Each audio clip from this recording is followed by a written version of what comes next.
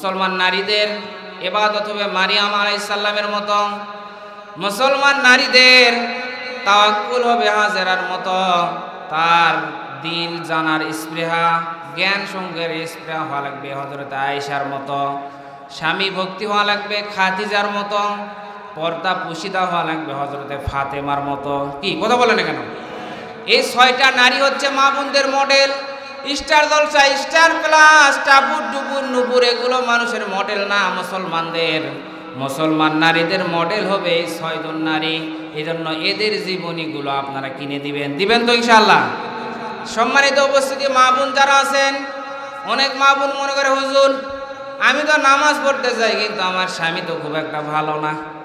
আপনার স্বামী আর কত খারাপ, ফেরাউনের চাইতে তো আর খারাপ না।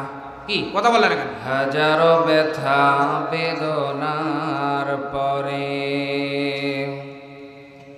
ফিরে আসনি তুমি আপন ঘরে,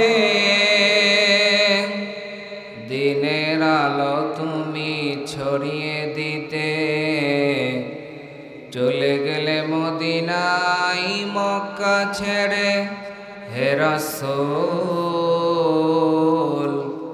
তোমাকে ভুলি আমি কেমন করে, হে রাসূল তোমাকে ভুলি আমি কেমন করে। খেয়ে না খেয়ে দিন প্রচারের কাজে নিজেকে দিয়ে ছবি নিয়ে, তাই ফের কাফেরেরা চিনল না সে আলো, দুষ্ট ছেলেদের পিছু দিল লেলিয়ে। পাথরের আঘাতে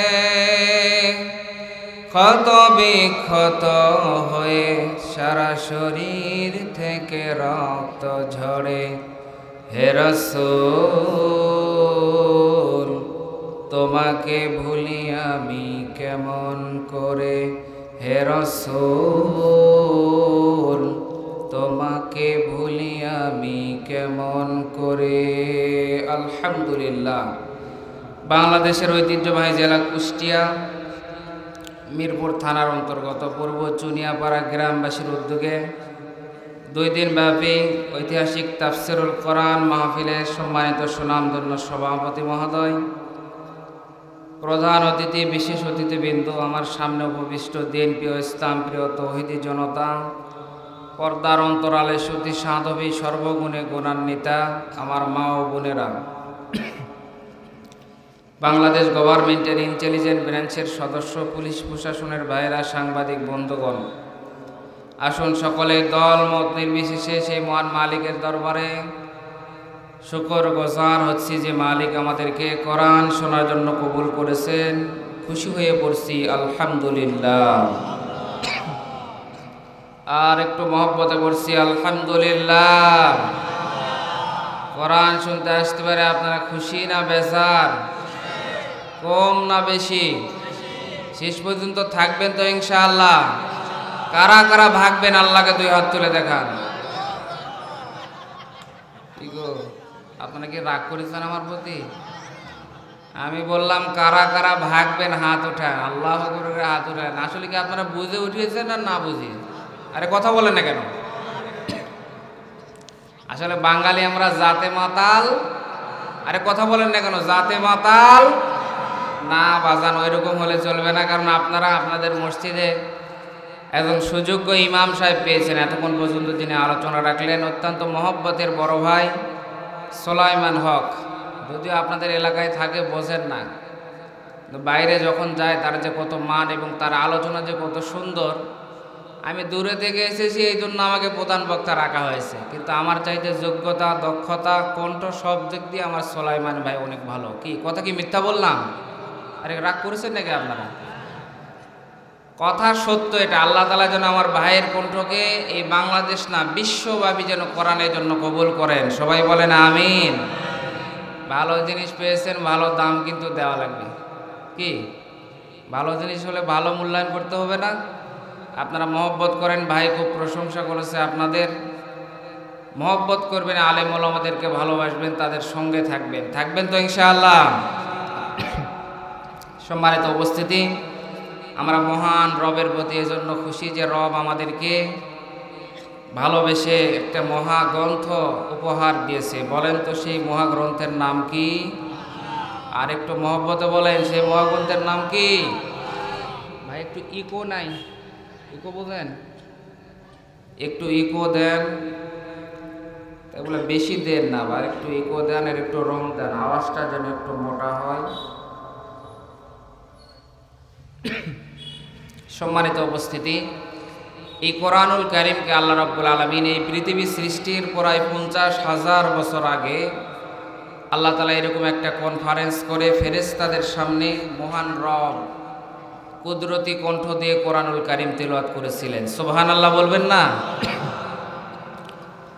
আল্লাহ পাক কুদরতি জবান দিয়ে তেলাওয়াত করেছিলেন 20 নম্বর সূরা, সূরা তাহা। আল্লাহ পাক বলেছিলেন, তাহা মা আনজালনা আলাইকাল কুরআনা লিতাশকা। জোরে বলেন আল্লাহু আকবার।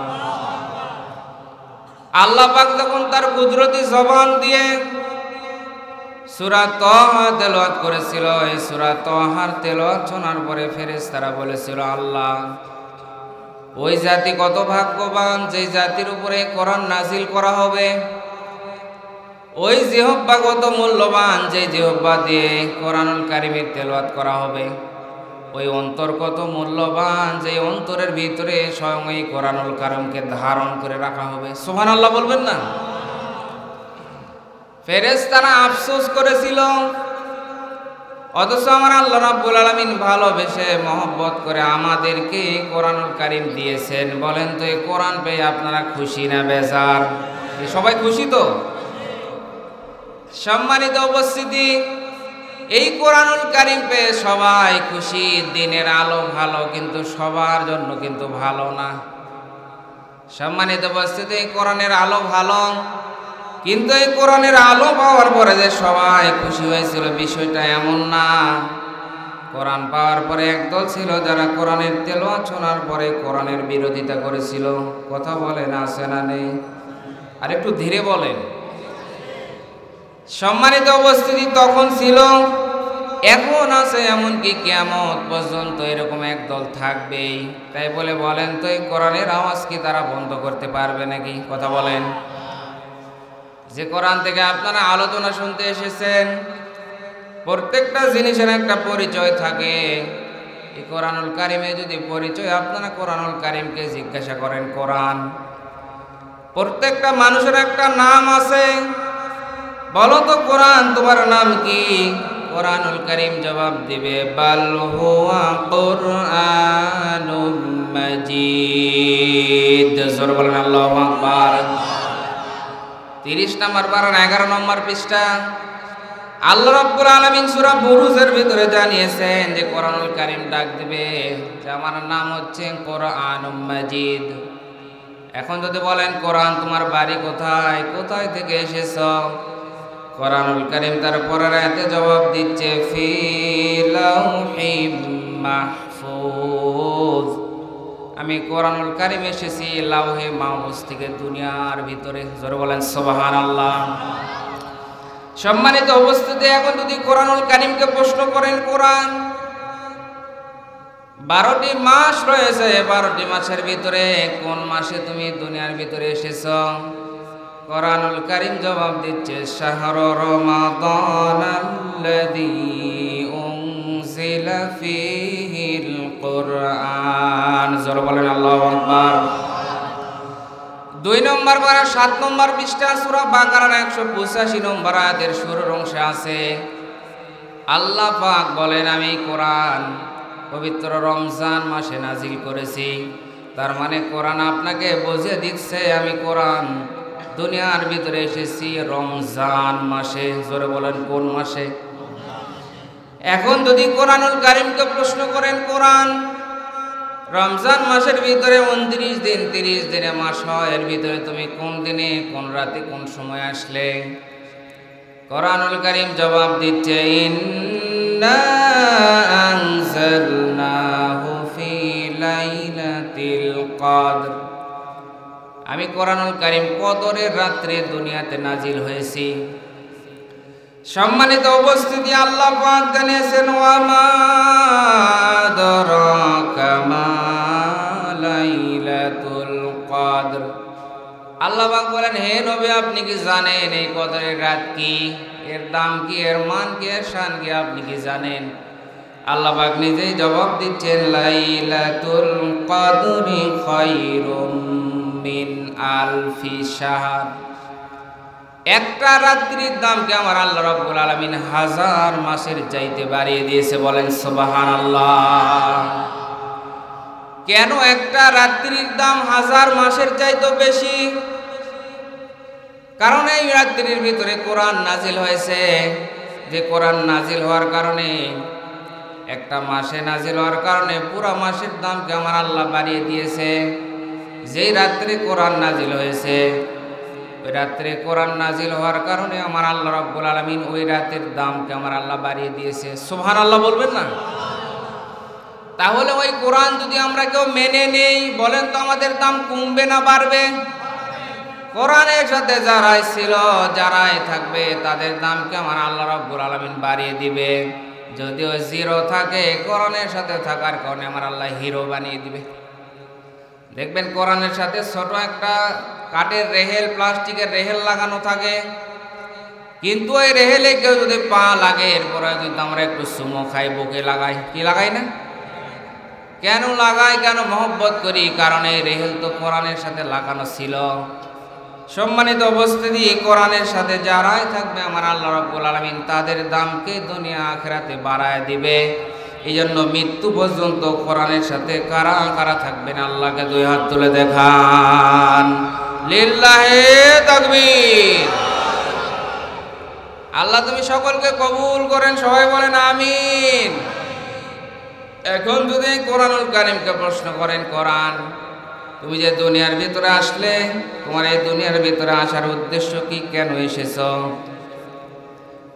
কোরআনুল কারীম জবাব দিচ্ছে, হাযা বায়ানুল লিন্নাসি ওয়া হুদান ওয়া মাউইযাতুল লিল মুত্তাকিন। কোরআনুল কারীম জবাব দিচ্ছে 4 নম্বর পারা 6 নম্বর পৃষ্ঠা, সূরা আল ইমরানের 138 নম্বর আয়াত। আল্লাহ পাক কোরআনুল কারীম জবাব দিচ্ছে, আল্লাহ তাআলা জানিয়েছেন এটা মানুষের জন্য বক্তৃতা। হাযা বায়ানুল লিন্নাস, এটা মানুষের জন্য বক্তৃতা, বিবরণ।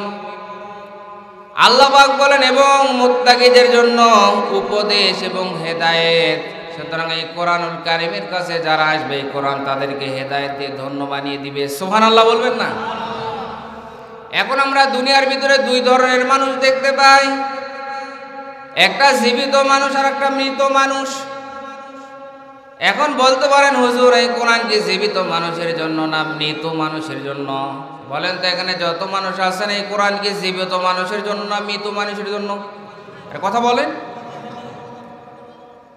অথচ আমার বাংলাদেশের ভিতরে কোরআনের 500 আইন আছে, কোনো আইন চলে না, আমরা চালাতেও চাই না। অথচ মানুষ যখন মারা যায়, তখন মাদ্রাসা থেকে হুজুর ভাড়া করে নিয়ে এসে, ছাত্র ভাড়া করে নিয়ে এসে কোরআন তেলাওয়াত করে। বলেন তো আপনাদের এলাকায় আছে না নেই?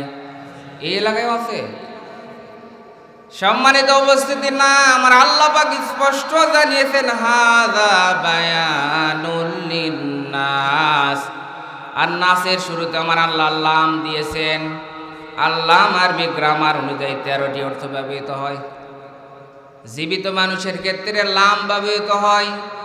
নাসের শুরুতে আমার আল্লাহ লাম দিয়ে জানিয়েছেন এই কোরআনুল কারীম মৃত মানুষের জন্য না, এই কোরআনুল কারীমকে আমি আল্লাহ দিয়েছি জীবিত মানুষের জন্য। সুবহানাল্লাহ বলবেন না? তার মানে বলেন তো, এই কোরআন জীবিত মানুষের জন্য না মৃত মানুষের জন্য? আপনি আপনার জীবনটা কেমনে পরিচালিত করবেন, গোটা জীবনে আপনি কিভাবে চলবেন, আমার আল্লাহ রাব্বুল আলামিন এই কোরআনের ভিতরে দিয়েছেন। সম্মানিত উপস্থিতির জন্য কোরআন শুনে বাস্তব জীবনে পরিবর্তন হয়ে কোরআন অনুযায়ী চলবো তো সবাই ইনশাআল্লাহ? চলবো তো ইনশাআল্লাহ? না শুধু শুনবো? মানবো না? মানবেন তো? সম্মানিত উপস্থিতি, এটা আরবি কি মাস চলতেছে বলেন তো? আর কেউ জানেন না আপনারা? আরবি শাবান মাস। এই মাসের পরে কি মাস? আরবি এটা শাবান মাস চলতেছে। এই মাসের পরে রমজান মাস। আল্লাহর নবী বিশ্ব নবী শাবান মাস না রজব মাস থেকে রমজান মাসের জন্য দোয়া করতেন, কারণ একজন মুমিনের জীবনের সবচাইতে বড় মেহমানের নাম হচ্ছে রমজান মাস। সুবহানাল্লাহ বলবেন না? সম্মানিত উপস্থিতি, আর এই রমজান মাসের জন্য আল্লাহর নবী কেন 2 মাস আগে থেকে দোয়া করতেন? কারণ মেহমান যত বড় হয় প্রস্তুতিও তত আগে থেকে হয়, অনুষ্ঠান যত বড় হয় প্রস্তুতিও তত আগে থেকে হয়। আর একটা কথা আছে, যে কোনো কাজের যথাযথ প্রস্তুতি, পূর্ব প্রস্তুতি সে কাজের অর্থ পূর্ণতা। কি আমার কথা কি আপনারা বুঝতেছেন? যে কোনো কাজের প্রস্তুতি যদি আপনি আগে নেন, তাহলে অনুষ্ঠান যতই বড় হোক, আপনি যদি আগে থেকে হাট বাজার মানুষকে দাওয়াত দেওয়া শেষ করেন, অনুষ্ঠানের যাবতীয় প্রস্তুতি আপনি সম্পন্ন করেছেন, কিন্তু অনুষ্ঠান এখনো হয়নি, এরপরে আপনার মনের ভিতরে মনে হয় যে না, মনে হয় অনুষ্ঠান অর্ধেকটা আমার সম্পূর্ণ হয়ে গেছে, এরকম মনে হয় না? যে কোনো কাজের যদি আপনি পূর্ব প্রস্তুতি নেন, এটা মনে হয় যেন ওই কাজটা অর্ধেক পরিপূর্ণ হয়ে গেছে। আল্লাহর নবী রমজানের জন্য 2 মাস আগে থেকে প্রস্তুতি নিতেন, সাহাবায়ে কেরামরাও প্রস্তুতি নিতেন, দোয়া করতেন। সম্মানিত উপস্থিতি, এই জন্য রমজানের প্রস্তুতি আমাদেরকেও নেওয়া লাগবে, কিন্তু আমরাও রমজানের প্রস্তুতি নেই। কেমন করে নেই? বলে হুজুর রমজানের প্রস্তুতি নেওয়া শেষ। কি গো, কি প্রস্তুতি নিয়েছেন? বলে হুজুর 5 কেজি তেল, 5 কেজি আটা, 3 কেজি চিনি, 5 কেজি বুট এগুলো কিনে রেখেছি, কারণ বাংলাদেশের কথা তো বলা যায় না, সকালে একটা বাজার বিকেলে গেলে ডবল হয়ে যেতে পারে। কথা বললেন না কেন? সুতরাং কখন কি হয় বাজারের অবস্থা ভালো না, এজন্য আমি আগে থেকেই প্রস্তুতি নিয়েছি। এটা আমাদের প্রস্তুতি। কথা বলেন ঠিক কি না?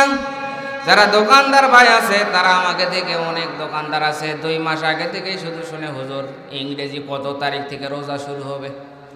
আমি বলি কি গো, আপনি এত আগে থেকে কি রমজানের প্রস্তুতি নিচ্ছেন? বলে হুজুর হ্যাঁ, নেওয়া তো দরকার, কারণ ব্যবসা করি, রমজানের জিনিসের দাম বেশি হয়ে যায়, 2 মাস আগে যদি কিনে যদি লোড করে রাখতে পারি তাহলে লাভটা একটু বেশি হবে। এটা হচ্ছে দোকানদারের প্রস্তুতি। কি কথা বললেন না কেন? সম্মানিত উপস্থিতির পরে নায়ক নায়িকা, গায়ক গায়িকা যারা আছে তারাও প্রস্তুতি দেয় যে রমজান মাসের পরে আসতেছে ঈদ, এই উপলক্ষে আমরা কি সিনেমা বানাবো, কি নাটক বানাবো, তাদের প্রস্তুতি এটা। আর যারা চ্যানেল থাকে তারা কখন কি প্রচার করবে, এটা তাদের প্রস্তুতি। আর যারা রাজনৈতিক দল আছে তাদের রমজানের প্রস্তুতি, যে রমজানের কত তারিখে একটা বড় করে ইফতার পার্টি করা যায়। রোজা থাকি না থাকে, কিন্তু বড় করে একটা ইফতার পার্টি দেওয়া লাগবে। কথা বলেন ঠিক কিনা? এটা হচ্ছে তাদের প্রস্তুতি। সম্মানিত উপস্থিতি, আল্লাহর নবী বিশ্ব নবী বলেন না, রমজানের প্রস্তুতি এমন না। একজন মুমিন রমজানের প্রস্তুতি নেবে পরিপূর্ণভাবে। 1 নম্বর, রমজানের প্রস্তুতি নিবে বেশি বেশি আল্লাহর কাছে দোয়া করবে। জোরে বলেন কি করবে? আলোচনা তো সারা জীবন শুনেছেন, একটু অনুধাবন করে শুনেন, মুখস্থ করেন। 1 নম্বরে রমজানের জন্য দোয়া করা, এটা প্রস্তুতি। কারণ আল্লাহর নবী 2 মাস আগে থেকে দোয়া করতেন, আল্লাহুম্মা বারিক লানা ফি রজব ওয়া শাবান ওয়া বাল্লিগনা রমাদান। হে আল্লাহ, রজব এবং শাবানের বরকত দান করেন, আর রমজান মাস পর্যন্ত আপনি আমাদেরকে পৌঁছায় দেন। সবাই আমিন বলবেন না? এখন বলতে পারেন হুজুর আপনি কায়দা করে দোয়া করে তাড়াতাড়ি রমজান মাস নিয়ে আসতেছেন, আপনি তো বোঝেন না, পড়ার বাড়িতে আপনারা খান। কারণ রমজান মাস আসলে 16 ঘন্টা 17 ঘন্টা তো আমাদেরকে না খেয়ে থাকা লাগবে, এত দোয়া করা যাবে না। কি নিয়ত কি এরকম নাকি আপনাদের? বেশি বেশি দোয়া করবেন আল্লাহর কাছে, আল্লাহ সামনে রমজান মাস, আল্লাহ রমজান মাস পর্যন্ত আপনি সুস্থতার সাথে আমাদেরকে পৌঁছায় দেন। বেশি বেশি দোয়া করবেন। এরপরে 2 নম্বরে, আগে থেকে যেগুলো গুনাহ অভ্যাস আছে, বদ অভ্যাস আছে, এখন থেকে ওগুলো থেকে বিরত থাকবেন, যাতে করে রমজান মাসে ওই গুনাহগুলো আমার দ্বারা সংগঠিত না হয়। 3 নম্বরে, আপনি মানসিকভাবে দৃঢ় প্রতিজ্ঞা করবেন, প্রস্তুতি নেবেন যে সামনে রমজান মাস আসতেছে, আমার জীবন থাকার যাক যতই কষ্ট হোক না কেন রমজানের একটি রোজাও ছাড়বো না। কাদের কাদের নিয়ত আছে আল্লাহকে দুই হাত তুলে দেখায়, সবাই হাত সোজা করেন। কে কে উঠান নাই দেখে তো। যাক আল্লাহ তুমি সকলকে রমজানের পরিপূর্ণ প্রস্তুতি নিয়ে সমস্ত রোজাগুলো রাখার তৌফিক দান করো, সবাই বলেন আমিন। এরপরে 4 নম্বর প্রস্তুতি, 10টা প্রস্তুতি লিখে নিয়ে এসেছি, সংক্ষিপ্তভাবে বলছি। 4 নম্বর প্রস্তুতি রমজানের জন্য, 4 নম্বর প্রস্তুতি হচ্ছে কোরআন সুন্নাহ অনুযায়ী রমজানের ফজিলত জানা। কারণ যে কোনো জিনিসের লাভ যদি জানি তাহলে ওই কাজটা করতে আমাদের জন্য কি হয়, সহজ হয় না। এই জন্য ওই ফজিলতগুলো জানা, রোজা থাকলে কত সওয়াব হবে, আর ইফতার করলে কি কি সওয়াব, কোন সময় দোয়া কবুল হয়, আগে থেকে ফজিলত জানা। তারপরে 6 নম্বরে রমজানের সাধারণ ক্ষমা ঘোষণা করা হয়, কিন্তু যারা শিরক করে আর যারা হিংসা করে আমার আল্লাহ তাদেরকে ক্ষমা করে না। এজন্য এই 2টা খারাপ দিক যদি আমাদের ভিতরে থাকে তাহলে এখন থেকে কি করা লাগবে, পরিবর্তন হওয়া লাগবে। এরপরে বিগত রমজানের কাজা রোজা যদি থাকে কারো, তাহলে ওই রোজাগুলো এখন থেকে কি করে নেওয়া, আদায় করে নেওয়া।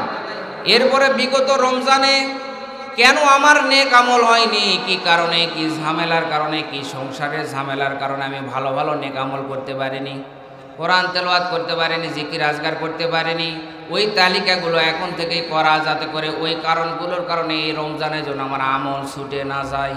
কি কথা আমার বুঝতেছেন না রাগ করতেছেন বারে? সম্মানিত উপস্থিতি, এরপরে রিয়ার সেল দেওয়া। রমজান মাসে রোজা রাখা লাগবে, এই জন্য এই শাবান মাসে রমজানের রোজার প্রস্তুতি হিসাবে বেশি বেশি নফল রোজা রাখা। এরপরে 9 নম্বরে শুধু হেলাল কমিটির উপরে নির্ভর করে না থাকা, টিভি ফেসবুকের উপরে নির্ভর করে না থেকে যখন চাঁদ উঠবে তখন চাঁদ দেখার চেষ্টা করা, দোয়া পড়া। এরপরে 10 নম্বর শেষ প্রস্তুতি বলছি, গুরুত্বপূর্ণ এটা, কান খাড়া করে শোনেন। শেষ প্রস্তুতি হচ্ছে 24 ঘন্টার একটা রুটিন করা। কি করা? 24 ঘন্টা যে আমি কয়টার সময় শিহরি খেতে উঠবো, কারণ অন্য সময় তো আমি তাহাজ্জুদের নামাজ জীবনে পড়তে পারি না, কিন্তু একটি মাস তো আমাকে শিহরির জন্য ওঠাই লাগে। এই জন্য যদি 10-15 মিনিট আগে আমি উঠি তাহলে রমজানের একটা মাস আমার তাহাজ্জুদের নামাজ পড়তে পারি। এজন্য রুটিন করা, যে কয়টা থেকে কয়টা পর্যন্ত তাহাজ্জুদ, কয়টা থেকে কয়টা পর্যন্ত শিহরি খাবেন, এরপরে কয়টা থেকে কয়টা পর্যন্ত ফজরের নামাজ, এরপরে বিশ্রাম করবেন, কখন কোরআন তেলাওয়াত করবেন, কখন ইফতারি রেডি করবেন, দোয়া করবেন, কখন তারাবি পড়বেন, কখন কোন আমল করবেন। 24টা ঘন্টার একটা চার্ট রেডি করা, যাতে করে একটা মুহূর্ত, একটা মিনিটও যেন একটা মুসলমানের রমজান মাসে নষ্ট না হয়। এরকম করে প্রস্তুতি নিবেন তো সবাই ইনশাআল্লাহ? কি নিবেন তো? সম্মানিত উপস্থিতি, আল্লাহ পাক যেন আমাদের সকলকে সামনে যে রমজান মাস আসতেছে এই রমজানের পরিপূর্ণ প্রস্তুতি নেওয়ার তৌফিক দান করে, সবাই বলেন আমিন। এই রমজান মাস সম্পর্কে অনেকের চুলকানি শুরু হয়েছে। চুলকানি বোঝেন আপনারা? কি চুলকানি বোঝেন না? চুলকানি উঠলে কি করেন? এখানে চুলকাই, এদিক চুলকাই, কিছু বোঝা যায় না। সম্মানিত উপস্থিতি, রমজান মাসে আমরা জানি যে খেজুর দিয়ে ইফতার করা এটা হচ্ছে সুন্নাত। এটা কি বলেন? অথচ নাম বললাম না, একজন উচ্চ পর্যায়ের মন্ত্রী এই যে গতকাল ভাষণ দিয়েছে যে খেজুরের দাম রমজান মাস উপলক্ষে কিন্তু বেড়ে যাচ্ছে, বেড়ে গেছে। বাজারকে নিয়ন্ত্রণ করতে না পেরে বলতেছে খেজুর দিয়ে ইফতার করা লাগবে। কে বলেছে? খেজুর দিয়ে, আঙ্গুর ফল দিয়ে ইফতার না করে তোমরা বড়ই দিয়ে ইফতার করো। কি দিয়ে ইফতার করো বলেন? বোর দিয়ে ইফতার করো। সম্মানিত উপস্থিতি, আমরা দেখেছি আপনারা কাঁঠালের ইয়া খাননি, কাঁঠালের কাবাব খান নাই কি? আবার আমরা অনেক রেসিপি দেখেছি যে শুকনা ঝাল সময় মতো পানিতে দিলে আবার নাকি জীবিত হয়ে যাবে। আবার আমরা অনেক রেসিপি শুনেছি যে ডিমকে সিদ্ধ করে ফ্রিজে রেখে দাও। বাজারকে নিয়ন্ত্রণ করতে না পেরে আন্দাজে একটা করে বুদ্ধি দেওয়া হচ্ছে। মুসলমানের দেশে মুসলমানরা রমজান মাসে খেজুর দিয়ে ইফতার করবে, বাজারকে নিয়ন্ত্রণ করতে হবে, এটা আমাদের দাবি। কি আমাদের সবার দাবি না?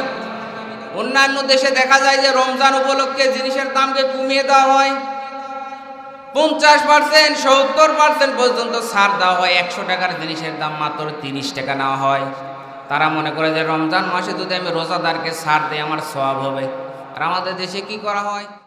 কি আল্লাহর ওলি গো! সম্মানিত উপস্থিতি, এই জন্য আজকে এই যে দেখলাম আমাদের মাননীয় শিক্ষামন্ত্রী তিনি বলেছেন যে শিক্ষা প্রতিষ্ঠানে ছাত্রছাত্রী কম হচ্ছে। এই যে নতুন কারিকুলাম দেওয়া হয়েছে, যার কারণে অনেক অভিভাবকগুলো তাদের সন্তানগুলো স্কুলে না দিয়ে তাদের সন্তানগুলো এখন মাদ্রাসাতে ভর্তি করাচ্ছে। কি কথা বললেন না কেন? করাচ্ছে না? এখন তিনি বলতেছে যে যেখানে সেখানে গ্রামে গ্রামে সব জায়গায় মাদ্রাসা বেড়ে গেছে, যার কারণে স্কুল কলেজের ছাত্র হচ্ছে না। এটা থেকে তাদের হিংসা হচ্ছে। জোরে বলেন সুবহানাল্লাহ, জোরে বলেন নাউজুবিল্লাহ। সম্মানিত উপস্থিতি, বাংলাদেশ ৫৬,০০০ বর্গ মাইলের দেশ, মুসলমানের দেশ। এদেশে মাদ্রাসা থাকবে, প্রত্যেক গ্রামে গ্রামে মসজিদ থাকবে, আর আমরা মুসলমান মাদ্রাসার মসজিদের সাথে থাকবো ইনশাআল্লাহ। সম্মানিত উপস্থিতি, আসেন আলোচনার দিকে যাই। যেহেতু ১১টার মধ্যে আজকের মাহফিল শেষ হয়ে যাবে, এখন বাজে ১০টা পার হয়ে গেছে। আমরা ১ ঘন্টার ভিতরে কোরআনুল কারীমের যে সোনালী আয়াত তেলাওয়াত করেছি সেখান থেকে আলোচনা শুনব। একটা মানুষও কিন্তু উঠতে পারবেন না। যারা যারা চলে যাবেন, নিয়ত আছে যে বক্তাকে একটু দেখা যায় কণ্ঠ কেমন, কি শুনছেন না আপনারা? দেখা হয়ে গেছে, যান, ছুটি দিয়ে দিলাম, চলে যান। কোরআনুল কারীমের আলোচনা হবে, এখান থেকে যদি কেউ একটা মানুষ উঠে যান তাহলে কোরআনকে বেইজ্জত করা হবে, গুনাহগার হবেন। এই জন্য উদারত আহ্বান জানাচ্ছি, চলে গেলে চলে যান। আর যদি থাকার নিয়ত থাকে, বেশিক্ষণ না, ১ ঘন্টা চেয়েছি আপনাদের কাছ থেকে। কতক্ষণ? আরে কথা বলেন না কেন? কতক্ষণ থাকবেন তো ইনশাআল্লাহ? এক প্রসাব পায়খানা আর বিড়ি খাওয়া ছাড়া কেউ উঠবেন না। কি বিড়ি খাওয়ার ছুটি দেওয়া যাবে না? কারণ আপনাদের কুষ্টিয়াতে তামাক চাষ হয়, তামাক চাষ হয় না। আর এখানে যদি ছুটি না দেয় তাহলে তো আমার বিপদ আছে। এই জন্য দেখ ছুটি দিলাম। সম্মানিত উপস্থিতি, বিড়ি যারা খায় তাদের মুখ থেকে তো সুগন্ধি বাইর হয় নাকি? আরে বিড়িখোরের পাশে কেউ যদি নামাজে দাঁড়ায় তার নামাজ হওয়া কঠিন আছে। কি বলেন? কঠিন না? বিড়িখোরের শার্ট নাড়া দিলেও দেখা যায় কি সুন্দর সেন্ট বাইর হয়। বিড়িখোর যারা বিড়ি খায় তারা দেখবেন বাথরুমে যায়ও খায়। আরে বাথরুমে খান কেন? কেন হুজুর বাথরুমে বিড়ি না খেলে পায়খানা ক্লিয়ার হয় না। আরে কথা বলেন না কেন? আবার অনেক রোজাদার দেখবেন এই যে ইফতারের সময় কষ্ট করে রোজা যারা বিড়িখোরেরা রাখে, রোজা রাখার পরে দৌড়ে চলে যাচ্ছে। কি কয়? দাঁড়ান, নামাজ পড়ে যান। ভাই হুজুর আসতেছি। কোথায় যান? হুজুর বোঝেন না, সারাদিন থেকে টান দেয় না। আবার অনেকে বলে হুজুর আমরাও দোয়া পরেই খাই। কি দোয়া? কি গো? বিড়ি খাওয়ার দোয়া। আল্লাহুম্মা বারিক লানা ফিমা বিরিটানা ওয়া কিনা আযাবান নার। নাউজুবিল্লাহ বলবেন না? সম্মানিত উপস্থিতি, এই গুনাহের কাছ থেকে ফিরে আসেন। সামনের দিকে গেলাম না, যেহেতু কোরআনের সোনালী আয়াত থেকে আমরা আলোচনা শুনবো ইনশাআল্লাহ। দরুদ ও সালাম পড়ছি বিশ্ব মানবতার মুক্তির দূত মুহাম্মাদুর রাসূলুল্লাহ সাল্লাল্লাহু আলাইহি সাল্লামের প্রতি। সবাই জবান ছেড়ে পড়েন আউযু বিল্লাহি মিনাশ শাইতানির রাজিম। বিসমিল্লাহির রহমানির রহিম। কুল্লু নাফসিম বিমা কাসাবাত রহিনা। সূরা মুদ্দাসসির কোরআনুল কারীমের ৭৪ নম্বর সূরা। কত নম্বর বলেন? ৭৪ নম্বর সূরা থেকে ৩৮ নম্বর আয়াত থেকে একবারে তেলাওয়াত করেছি ৪৬ নম্বর আয়াতে কারিমা পর্যন্ত। এর ভিতরে আয়াত রয়েছে ৫৬টি, শব্দ রয়েছে ২৫৫টি, অক্ষর রয়েছে ১০১০টি, রুকু রয়েছে ২টি। এখান থেকে আমি ৩৮ নম্বর আয়াত থেকে তেলাওয়াত করেছি। আল্লাহ রাব্বুল আলামিন আল্লাহ পাক এই যে সূরা মুদ্দাসসির নাম দিয়েছেন, সর্বপ্রথম শব্দই কোরআনুল কারীমের ভিতরে আমার আল্লাহ রাব্বুল আলামিন মুদ্দাসসির শব্দ ব্যবহার করেছেন। সেখান থেকে আমার আল্লাহর নাম দিয়েছে মুদ্দাসসির। আল্লাহ পাক গোটা কোরআনের ভিতরে আমাদের নবীকে ৬০টি নামে সম্বোধন করে ডেকেছেন। তার ভিতরে একটা মুদ্দাসসির, মুজাম্মিল, ইয়াসিন, তহা, মুহাম্মদ, আহমদ, আব্দুল বা আব্দুল্লাহ, এই ৬০টি নাম ধরে ডেকেছেন। সম্মানিত উপস্থিতি, আল্লাহ পাক বলেন কুল্লু নাফসিম বিমা কাসাবাত রহিনা। এই একটি বই শোনা লাগবে, এদিক সেদিক নজর করা যাবে না। আল্লাহ পাক বলেন প্রত্যেক ব্যক্তি নিজ নিজ কৃত কর্মের দায়ে আবদ্ধ। কেউ কারো বোঝা নিবে না আমার আল্লাহ তাআলা, কারো বোঝা কারো উপরে চাপিয়েও দিবে না। কিয়ামতের মাঠে কেউ কারো বোঝা নিতেও চাইবে না আমার আল্লাহ, কিন্তু কারো বোঝা কারো উপরে চাপিয়েও, প্রত্যেকের আমলনামা নিয়ে প্রত্যেককে ওঠা লাগবে। কাউকে আমলনামা আল্লাহ রাব্বুল আলামিন ডান হাতে দিবে, আবার কাউকে আমলনামা বাম হাতে দিবে। ডান হাতে যারা পাবে তারা হাসতে হাসতে আল্লাহর জান্নাতে প্রবেশ করবে, আর যারা বাম হাতে পাবে তাদের কি কষ্টের শেষ থাকবে না। সম্মানিত উপস্থিতি, এরকম একটা কিতাব দেওয়া হবে। কিতাব দেওয়ার পরে আল্লাহ রাব্বুল আলামিন বলবেন, ইকরা কিতাবাকা কাফা বিনাফসিকাল ইয়াউমা আলাইকা হাসিবা। জোরে বলেন আল্লাহু আকবার। 15 নম্বর পারা 2 নম্বর পৃষ্ঠা সূরা বানী ইসরাঈলের 14 নম্বর আয়াত। এটা আল্লাহ পাক অর্ডার করবেন, ইকরা পড়। কিতাবগুলো হাতে পাওয়ার পরে আল্লাহ তাআলার এই ধমক শোনার পরে সবাই পড়া শুরু করে দিবে, কিন্তু সবাই ভালো ভালো আমলগুলো পড়বে। কিন্তু খারাপ আমল যেখানে আসবে সেখানে তো আর পড়তে চাইবে না। আর কিতাবগুলো দেখে মানুষ আশ্চর্য হয়ে যাবে। কিতাবগুলো পাওয়ার পরে আশ্চর্য হয়ে তারা বলবে, মানি হাযাল কিতাব লা ইউগাদিরু সাগীরাতান ওয়ালা কাবীরাতান ইল্লা আহসাহা। 15 নম্বর পারা 18 নম্বর পৃষ্ঠা সূরা কাহাফ 49 নম্বর আয়াতের মাঝের অংশে আছে। আল্লাহ পাক বলেন, কিতাব পাওয়ার পরে মানুষগুলো আশ্চর্য হয়ে বলবে, এটা কি কিতাব? এই কিতাবের ভিতরে তো একটা ছোট সারে নাই, বড় সারে নাই। যেটাকে আমি গুনাহ মনে করতাম না, গুনাহ মনে করিনি, ওটাও লেখা আছে। যেটাকে আমি সওয়াব মনে করি না, এত ছোট, ওটাও লেখা আছে। কিরামান কাতিবিনা ইয়ালামুনা মা তাফআলুন। কারণ দুইজন সম্মানিত লেখক ফেরেশতা বলেন তো আছে না নেই? কথা বলেন কেন? সেট করা আছে, তারা সব কিছু লিখতেছে। ফামান ইয়ামাল মিসকালা যাররাতিন খায়রান ইয়ারা ওয়া মান ইয়ামাল মিসকালা যাররাতিন শাররান ইয়ারা। আল্লাহ পাক বলেন, যাররা পরিমাণ, অণু পরিমাণ ভালো কাজ যদি করো ওটাও দেখানো হবে, প্রতিদান দেওয়া হবে। আবার যদি যাররা পরিমাণ, অণু পরিমাণ যদি খারাপ কাজ করে থাকো ওটাও তোমাকে দেখানো হবে এবং ওর প্রতিদান তোমাকে দেওয়া হবে। সম্মানিত উপস্থিতি, প্রত্যেকের বোঝা প্রত্যেককে নিয়ে ওঠা লাগবে। আল্লাহ পাক বলেন, ইল্লা আসহাবাল ইয়ামিন। কিন্তু তারা ডানপন্থী হবে, তাদের কোনো চিন্তা থাকবে না। ডানাতে আমলনামা নিয়ে হাসতে হাসতে আল্লাহর জান্নাতে চলে যাবে। জান্নাতের ভিতরে যাওয়ার পরে জান্নাতগুলো হবে ফ্ল্যাট সিস্টেম, একজনের পাশে আর একজন জান্নাতি থাকবে। আর জান্নাত আর জাহান্নাম হবে পাশাপাশি। জান্নাতীরা জাহান্নামীদেরকে দেখতে পাবে, জাহান্নামীরাও জান্নাতীদেরকে দেখতে পাবে। এখন বলতে পারেন, হুজুর কেন? কারণ এটার দ্বারা জান্নাতি যারা তাদের শান্তি বাড়বে। কারণ কষ্ট দেখার পরে মনে করবে যে আল্লাহ আমাদেরকে ওই কষ্টে দেয় নাই। আর জাহান্নামী যারা তাদের কষ্ট বাড়বে, কারণ তারা মনে করবে আমার আল্লাহ তাআলা আমাদেরকে ওই শান্তির জায়গায় দেয় নাই, এত কষ্ট রেখেছেন। সুতরাং একজন আরেকজনকে দেখতে পাবে। আর জান্নাতের ভিতরে যে থাকবে, হঠাৎ করে মনে হয়ে যাবে, কি গো, এটা আমাদের পূর্ব চুনিয়াপাড়া একই গ্রামে আমাদের বাড়ি ছিল। আজান হলে আমরা মসজিদে গিয়ে একসাথে জামাতে নামাজ আদায় করতাম। তাফসীরুল কোরআন মাহফিল হলে শুনতে যেতাম। আমি জান্নাতে এসেছি, আমার ওই ভাই, আমার প্রতিবেশী, আমার ওই বন্ধুটা কোন জান্নাতে আছে না কোথায় আছে একটু দেখতে মনে চায়। বলেন তো, জান্নাতীরা কোনো কিছু যদি মনে চায় আমার আল্লাহ সেটা দিবে কি দিবে না? আরে কথা বলেন না কেন? শুধু মনে মনে কল্পনা করেছে। জান্নাত থেকে বাইর হওয়ার পরে দেখবে যার জন্য মনে মনে কল্পনা করেছিল ওই ব্যক্তির সামনে উপস্থিত। সুবহানাল্লাহ বলবেন না? ডাক দিয়ে বলবে, বন্ধু তুমি, তোমার কথাই তো আমি মনে মনে ভাবছিলাম। ওই বন্ধু বলবে, বন্ধু আমিও তো তোমার কথা ভাবছিলাম। আসো দেখা যেহেতু হলো, আমাদের ভালোই হলো, আসো আমরা একটু গল্প করি। জান্নাতের বেলকুনিতে বসে বসে তারা গল্প করবে। ফি জান্নাতি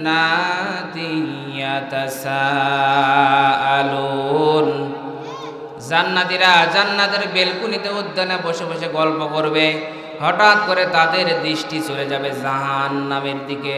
এই কি গো, কথা বলেন কেন? পারে কি মিটিং হচ্ছে নাকি?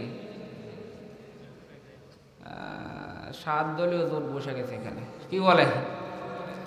সম্মানিত উপস্থিতি, জান্নাতীরা হঠাৎ করে জাহান্নামের দিকে দৃষ্টি চলে যাবে। যাওয়ার পরে জান্নাতীরা বলবে, কি গো, ওই জাহান্নামের ভিতরে ওই মানুষগুলো জ্বলতেছে কেন? ওই জাহান্নামের ভিতরে কিছু পরিচিত মানুষদেরকে দেখতে পাবে। তারা দেখবে যে পূর্ব সুনেয়া পারে গ্রামে তো এদের বাড়ি, এরা তো আমার চাচাতো ভাই, মামাতো ভাই, খালাতো ভাই, ফুফাতো ভাই, আমাদের প্রতিবেশী, আমাদের গ্রামবাসী, এরা জাহান্নামের ভিতরে কেন এসেছে? চলো আমরা দুইজনে গিয়ে জাহান্নামের ফেরেশতা মালিকের কাছে গিয়ে জিজ্ঞাসা করি। জাহান্নামের ফেরেশতা মালিকের কাছে গিয়ে জিজ্ঞাসা করবে, আনিল মুজরিমিন, এই পাপিষ্ঠ এরা কারা? এরা জাহান্নামে কেন এসেছে? জাহান্নামের ফেরেশতা মালিক বলবে, আমরা জানি না, আমি জানি না, ওদেরকে তোমরা জিজ্ঞাসা করো। এবারে জান্নাতীরা জাহান্নামীদেরকে জিজ্ঞাসা করবে, আর জাহান্নামীরা জাহান্নামে যাওয়ার কারণ বলবে। আপনারা শুনতে চান তো সবাই? কি শুনতে চান না? এখন যেই কারণগুলো বলবে জাহান্নামে যাওয়ার, ওই কারণগুলো যদি আমাদের ভিতরে থাকে তাহলে আমরা কি করব?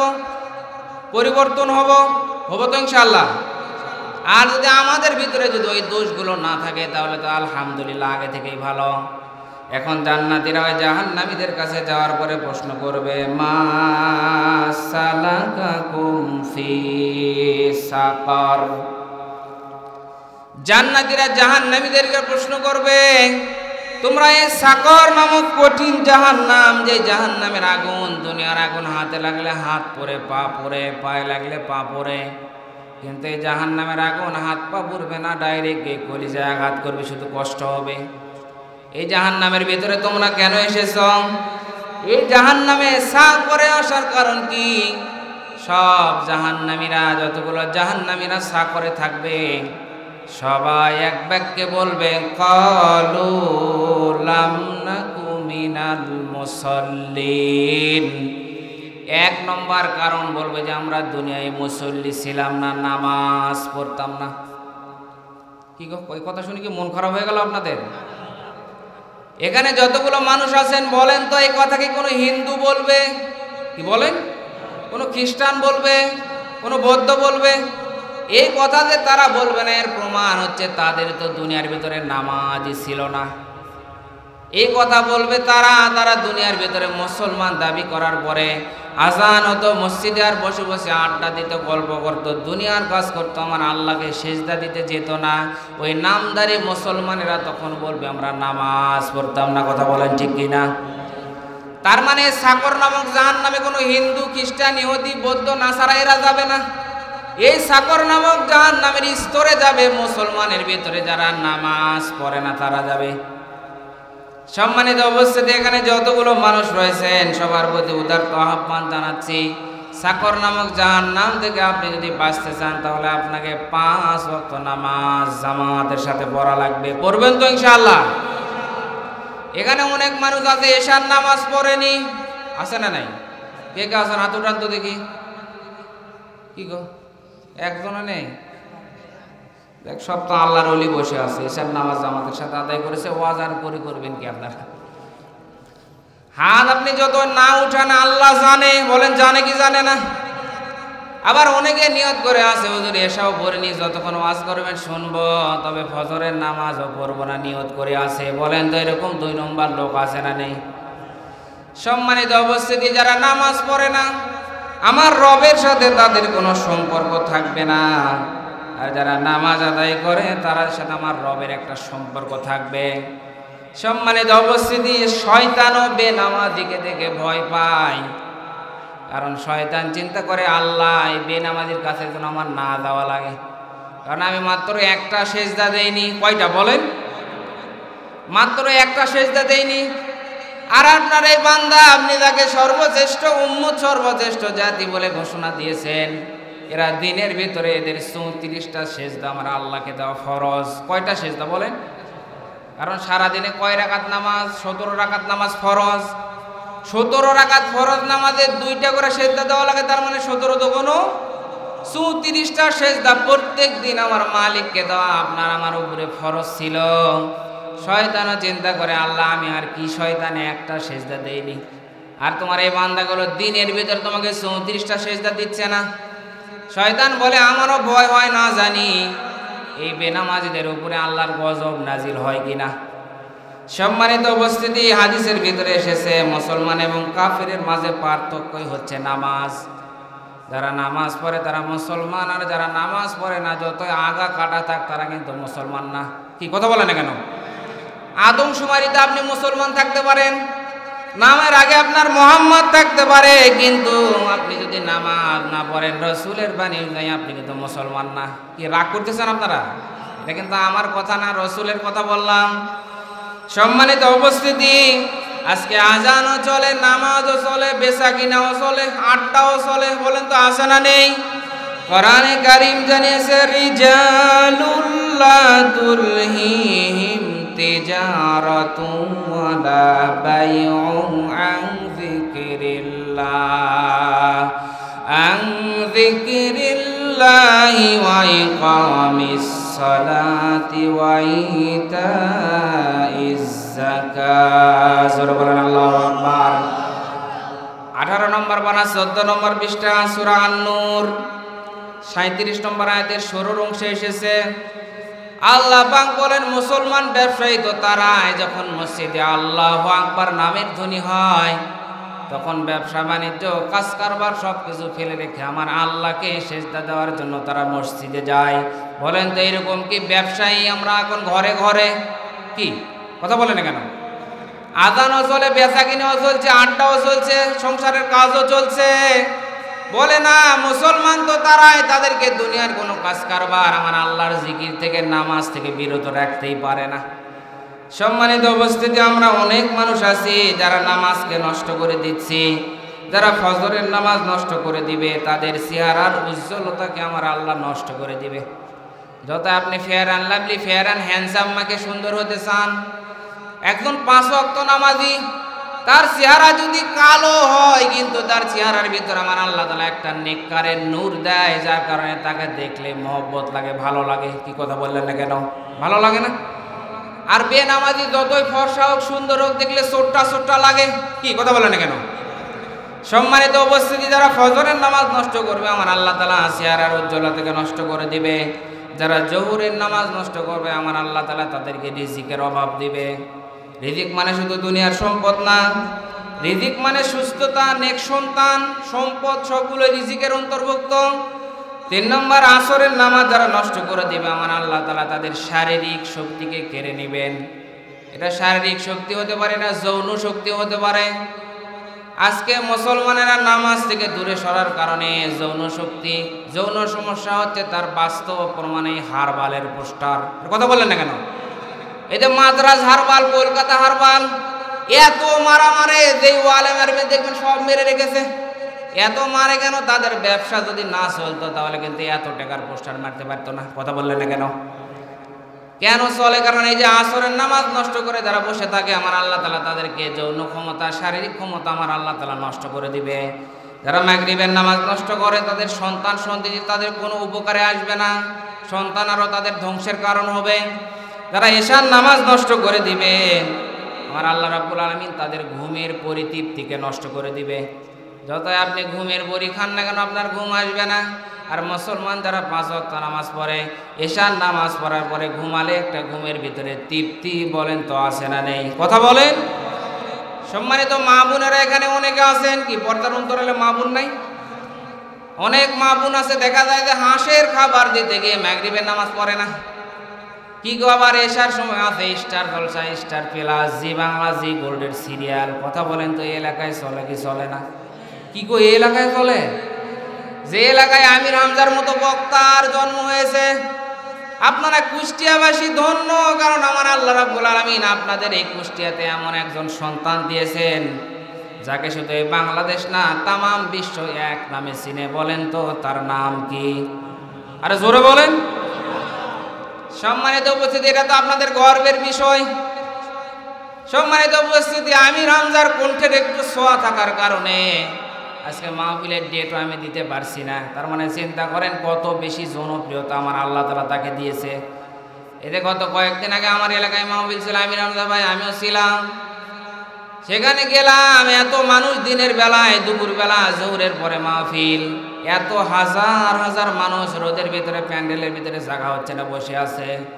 কিন্তু দুঃখজনক বিষয় হচ্ছে কিছু রাম আর বামার নাস্তিক আছে যাদের এই কোরআনের জনপ্রিয়তা দেখে, কোরআনের উচ্ছ্বাস দেখে তাদের ভয় লেগেছে, যার কারণে আমি হামজা ভাইকে স্টেজে উঠতে দেয়নি।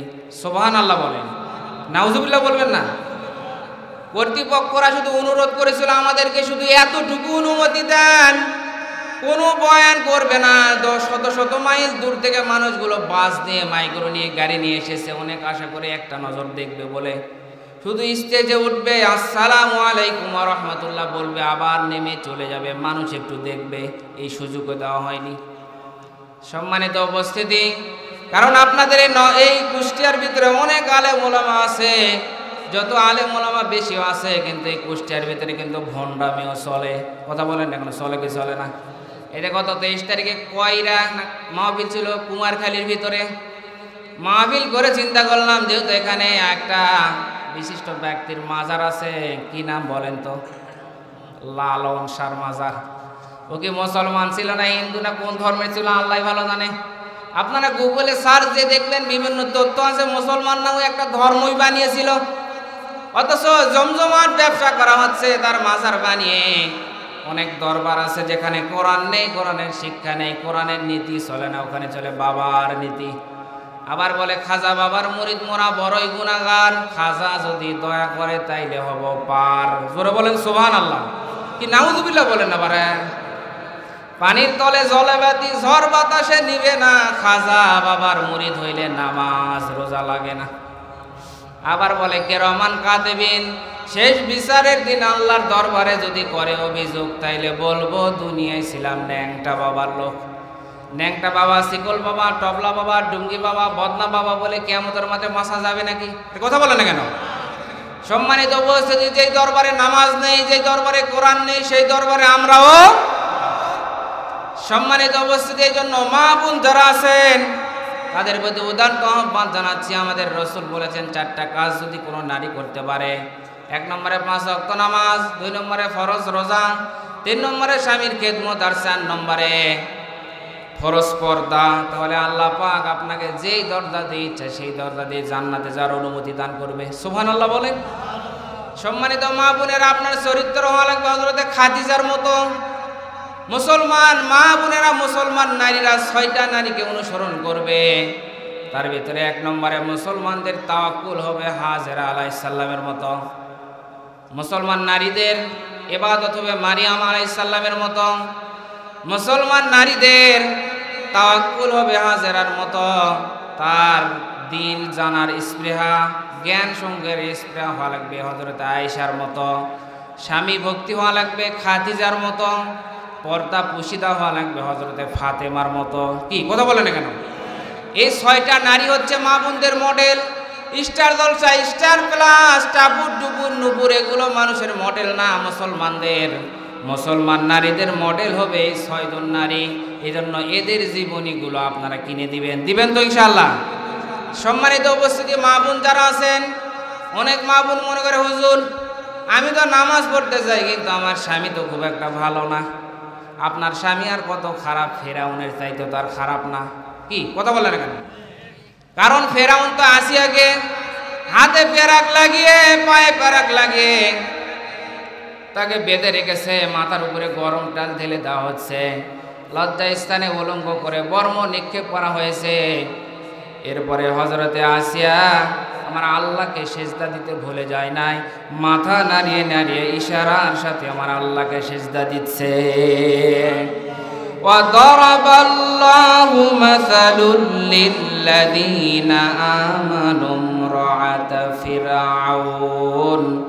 আল্লাহ পাক 28 নম্বর পারা 20 নম্বর পৃষ্ঠা সূরা তাহরিমের ভিতরে আমার আল্লাহ পাক জানিয়েছেন, যখন এত কষ্ট দেওয়া হচ্ছে, এমন কঠিন মুহূর্তে আসিয়া আমি আল্লাহকে ভুলে যাই নাই, যার কারণে আমি আল্লাহ আসিয়াকে ভুলে যাই নাই। জিবরাইল আলাইহিস সালামকে আমার আল্লাহ বলে, যাও তাড়াতাড়ি করে আমার জান্নাতটা নিয়ে গিয়ে হযরতে আসিয়াকে দুনিয়ার ভিতরে দেখিয়ে দাও। হযরতে আসিয়া জান্নাত দেখছে, আর আমার আল্লাহকে বলছে, আল্লাহ যেহেতু জান্নাত দেখিয়ে দিলে, তোমার কাছে একটাই ফরিয়াদ, জান্নাতের ভিতরে আমাকে এমন জায়গায় একটা ঘর বানিয়ে দাও, ওই জায়গায় থেকে যেন আমি সব সময় তুমি আল্লাহ তোমাকে দেখতে পাই। সম্মানিত উপস্থিতি মা বোন যারা আছেন, এগুলো আপনাদের জীবনীগুলো অনুসরণ করা লাগবে। হযরতে খাদিজা রাদিয়াল্লাহু তাআলা আনহা জীবনে কোনোদিন আমার রাসূল সাল্লাল্লাহু আলাইহি সাল্লামকে কষ্ট দিয়ে কোনো কথা বলে নাই, কারণ স্বামীর সন্তুষ্টি আমার আল্লাহর সন্তুষ্টি। সম্মানিত মা বোন যারা আছেন, এই জন্য আপনাকে স্বামীকে সন্তুষ্ট করা লাগবে, স্বামীকে খুশি রাখা লাগবে। এই জন্য মা বোন যারা আছেন, আপনারা যদি নেককার হতে চান, তাহলে নেককার হওয়ার গুণাবলী 4টি। জোরে বলেন কয়টি? আরো জোরে বলেন। 1 নম্বর নেককার হওয়ার গুণাবলী, স্বামীকে আনন্দ দিবে। স্বামীকে আনন্দ দিতে গিয়ে যে কয়টা দাঁত বাইর হবে, আমার আল্লাহ তাআলা সে কয়টা সওয়াব দান করবে। সম্মানিত উপস্থিতি, আজকে আমার মা বোনরা স্বামীর কাছে হাসে না, দেবরের কাছে, বিভিন্ন ভাসুরের কাছে হাসাহাসি করে, কথা বলেন ঠিক কিনা? সম্মানিত মা বোনেরা যারা আছেন, স্বামী যখন মাঠ থেকে, ঘাট থেকে, বাজার থেকে বাড়ি ফিরবে, তখন আপনার 1 নম্বর দায়িত্ব হবে তার পাশে গিয়ে দাঁড়ানো, তার পাশে বসা, একটু বাতাস করা। সম্মানিত মা বোনেরা যারা আছেন, আপনাদেরকে এই জিনিসগুলো অনুসরণ করা লাগবে। আমরা সবাই চাই আমাদের স্ত্রীগুলো খাদিজা হোক, আয়েশা হোক, কি আমরা চাই না? আপনি যদি চান আপনার স্ত্রী ফাতেমা হোক, তাহলে আপনার চরিত্র কিন্তু আলীর মতো হওয়া লাগবে। আপনি যদি চান আপনার স্ত্রী খাদিজার মতো হোক, তাহলে আপনার চরিত্র হওয়া লাগবে রাসূলের চরিত্রের মতো, কথা বলেন ঠিক কিনা?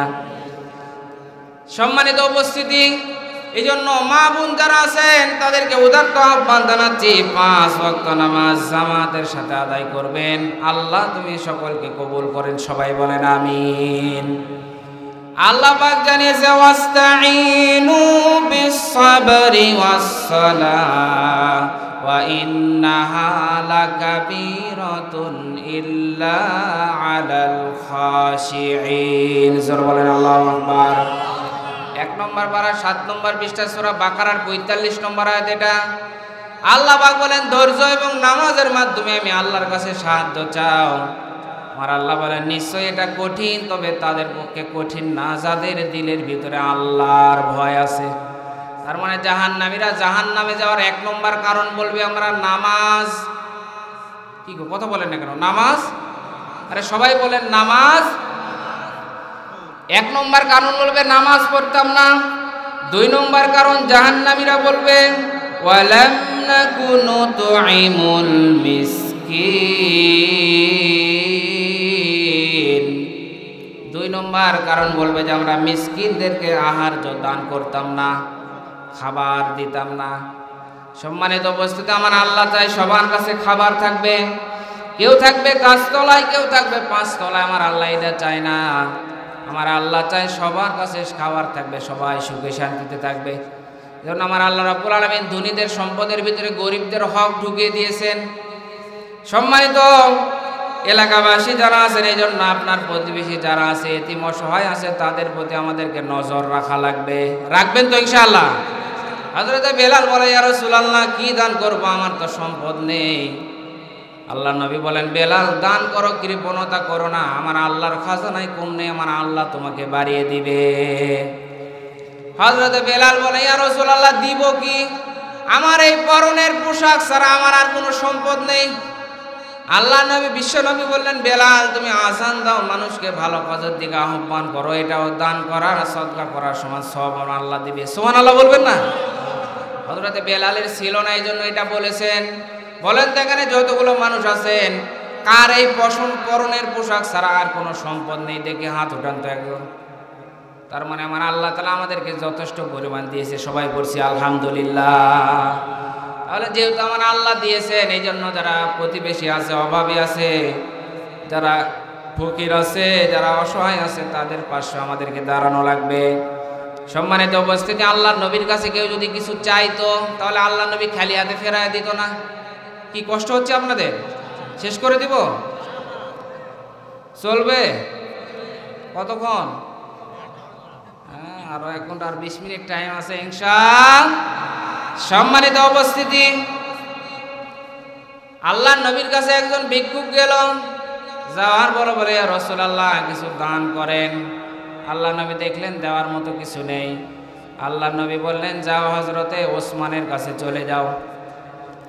হযরতে ওসমান রাদিয়াল্লাহু তাআলা আনহুর কাছে ভিক্ষুক গেলেন।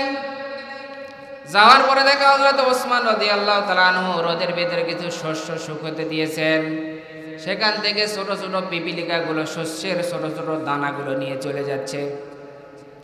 হযরত ওসমান রাদিয়াল্লাহু তাআলা আনহুর এই দৃশ্য দেখে ভিক্ষুক চিন্তা করলেন, ওরে আল্লাহ, একটা পিপিলিকার কতটুকু খাবার নিয়ে যেতে পারে? যেই মানুষটা পিপিলিকার মুখ থেকে খাবার নিয়ে নিয়ে আবার স্তূপে রাখতে পারে, এরকম ডিজিটাল কৃপণ তো আমাকে দান করতে পারে না। বলেন তো প্রত্যেকটা ধারণা কি সত্য হয় নাকি? ধারণা সত্য হয়? সম্মানিত উপস্থিতি, চলে গেলেন। দ্বিতীয় দিন আবার আল্লাহ নবীর কাছে গিয়ে বলে ইয়া রাসূলুল্লাহ কিছু দান করেন। আল্লাহ নবী বিশ্বনবী বললেন যাও ওসমানের কাছে যাও। হযরত ওসমান রাদিয়াল্লাহু তাআলা আনহুর কাছে যাইতে যাইতে পারে সন্ধ্যা লেগে গেছে। হযরত ওসমান রাদিয়াল্লাহু তাআলা আনহু বাড়ির ভিতর থেকে তার চাকর নৌকরদেরকে ধমক দিচ্ছে, বাতির সলতে এত বড় দিলিকা, বাতির সলটা কমিয়ে দে। ভিক্ষুক চিন্তা করে আল্লাহ এত সম্পদ আমার আল্লাহ দিয়েছে, বাতির সলটা বেশি দিলে কি এত বড় ক্ষতি হচ্ছে? আলো হয়তো একটু বেশি হচ্ছে। যে মানুষটা বাতির সলটা বেশি দেওয়ার জন্য চাকর নৌকরদেরকে ধমক দিতে পারে, এই মানুষটা তো আমাকে দান করতে পারে না। এই দিনও না চেয়ে চলে গেছে। তৃতীয় দিন আবার আল্লাহ নবী দরবারে গেছে, রাসূলুল্লাহ কিছু দান করেন। আল্লাহ নবী তৃতীয় দিনে বলল যাও ওসমানের কাছে যাও। হযরত ওসমান রাদিয়াল্লাহু তাআলা আনহুর কাছে গিয়েছে, দেখে হযরত ওসমান এবারে রোদের ভিতরে কিছু তুলো শুকাতে দিয়েছে, উপরে একটা নেট দিয়েছে, জাল দেওয়া আছে। ওই নেটের ফাঁক দিয়ে ছোট ছোট তুলাগুলো উড়ে যাচ্ছে।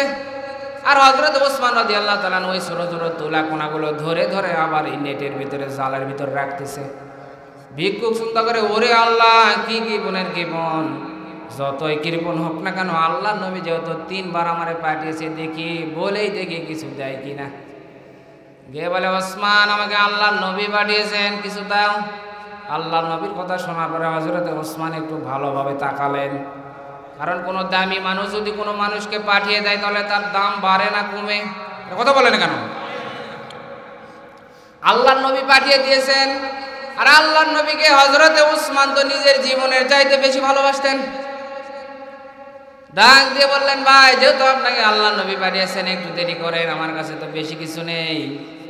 সামনের দিকে দেখলেন তার কাফেলা আসতেছে ব্যবসা করে, 40টির মতো উট মালামাল বোঝাই করে আসতেছে, একটু দেরি করেন।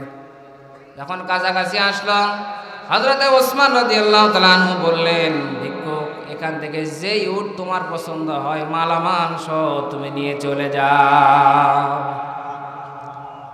সব তুমি মালামাল সহ নিয়ে যাও, উট একটা উট নিয়ে চলে যাও। ভিক্ষুক এবার উটের দিকে তাকায়, একবার ওসমানের দিকে তাকায়, কিরে যে ওসমান এত কৃপণের কৃপণ না, ওসমান আমার সাথে মনে হয় ঠাট্টা করতেছে। ডাক দিয়ে বলে ওসমান তুমি আল্লাহকে ভয় করো, আমার সাথে ঠাট্টা করো না।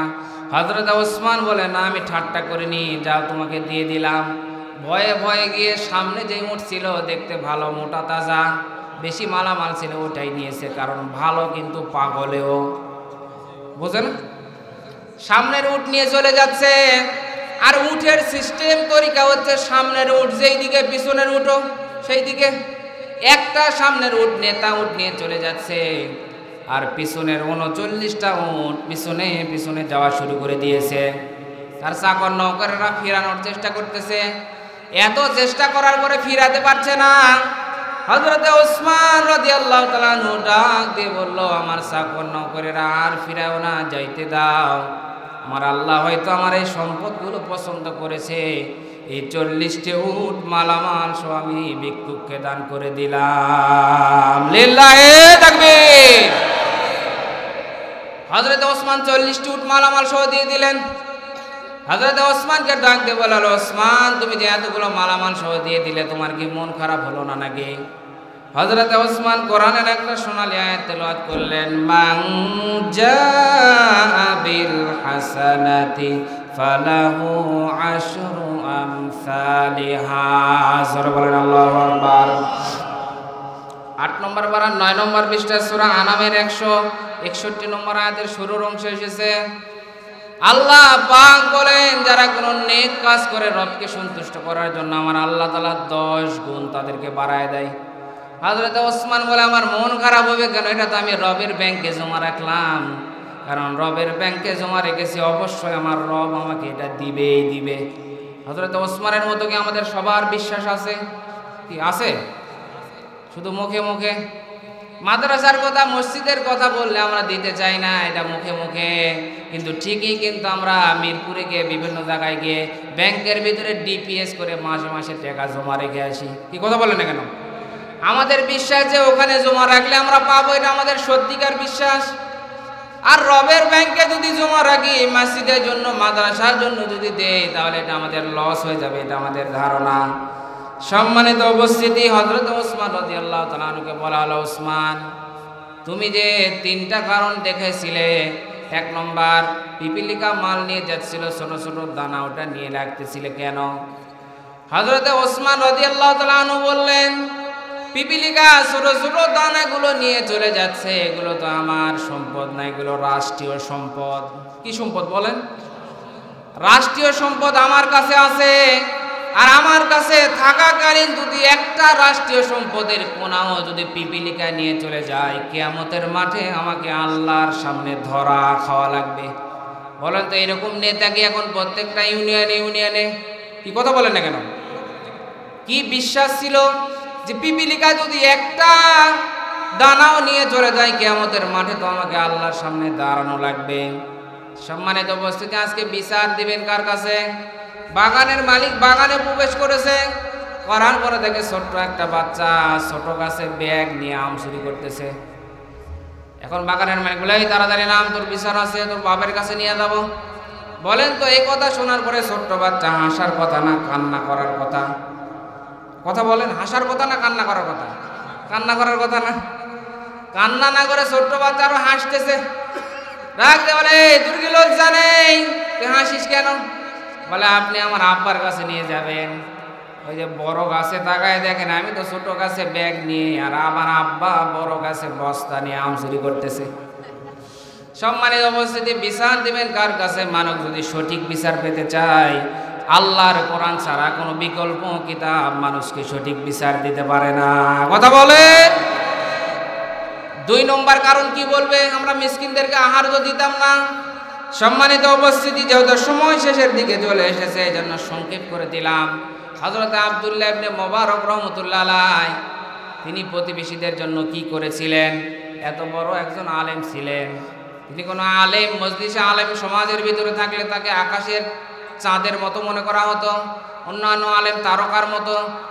সম্মানিত উপস্থিতি, এত বড় আলেম হজ করার জন্য যাবেন, ফরজ হজ করেছেন, নফল হজ সব কিছু রেডি করেছেন, এমন মুহূর্তে ছোট্ট সন্তান কান্নাকাটি করতেছে। ডাক দিয়ে বলে, আব্বু তুমি কান্নাকাটি করো কেন? ডাক দিয়ে বলে, বাবা আমি পাশের বাড়িতে গিয়েছিলাম, গোস্ত রান্না হয়েছে, আমার খুব খেতে মনে চেয়েছে, চাইলাম কিন্তু আমার দিল না, ঘাড় ধাক্কা দিয়ে বাইর করে দিল। হযরত আব্দুল্লাহ ইবনে মুবারক রাহমাতুল্লাহ আলাইহি ছোট্ট বাচ্চার কান্না থামানোর জন্য তিনি নিজে এবারে হাত ধরে নিয়ে চলে গেলেন। যাওয়ার পরে ডাক দিয়ে সালাম দিলেন, আসসালামু আলাইকুম ইয়া আহলাল বাইত। ঘরের ভিতর থেকে জবাব আসলো, ওয়ালাইকুম আসসালাম। দরজা খুলে দিয়ে দেখলেন আব্দুল্লাহ ইবনে মুবারক। ডাক দিয়ে বলে, ও আব্দুল্লাহ ইবনে মুবারক, এত বড় আলেম, আমার মতো এত গরিব মানুষের বাড়িতে এসেছেন, বলেন আমি আপনার কি খেদমত করতে পারি? আব্দুল্লাহ ইবনে মুবারক রাহমাতুল্লাহ আলাইহি ডাক দিয়ে বলে, এটা আমার সন্তান তোমাদের বাড়িতে এসেছিল। বলে, হ্যাঁ। তোমরা কি গোশত রান্না করেছো? বলে, হ্যাঁ। আমার এই ছোট্ট সন্তান কি চেয়েছিল? বলে, হ্যাঁ। দেও নাই কেন? দেও নাই কেন বলেছে কোনো জবাব নেই। প্রতিবেশীর 2 চোখ দিয়ে ঝরঝর ঝরঝর করে পানি পড়ে যাচ্ছে। আব্দুল্লাহ ইবনে মুবারক রাহমাতুল্লাহ আলাইহি ডাক দিয়ে বলল, ভাই আপনি কান্না করেন কেন? প্রতিবেশী ডাক দিয়ে বলল, আব্দুল্লাহ ইবনে মুবারক, আমাদের ঘরের ভিতরে 1 দিন নয়, 2 দিন নয়, 3 দিন পর্যন্ত খাবারের কোনো ব্যবস্থা নেই। প্রতিদিন আমি পাতিলের ভিতরে মিথ্যা পানি রান্না করি, জাল করি, আর সন্তানদেরকে বলি খাবার রান্না হচ্ছে। 3 দিন পর্যন্ত না খায় থাকে আমার সন্তানগুলো মরণাপন্ন অবস্থা। কাজের সন্ধানে গিয়েছিলাম, কাজ আমি পাই নাই। ফেরার পথে মরা একটা উট ওখানে পড়ে থাকতে দেখে জীবন বাঁচানোর তাগিদে একটু গোস্ত কেটে নিয়ে এসেছি। আমি মাসালা জানি, জীবন বাঁচানোর তাগিদে মরা জন্তুর গোস্ত খাওয়া যায়, তবে যতটুকু না খেলে নেই ততটুকু।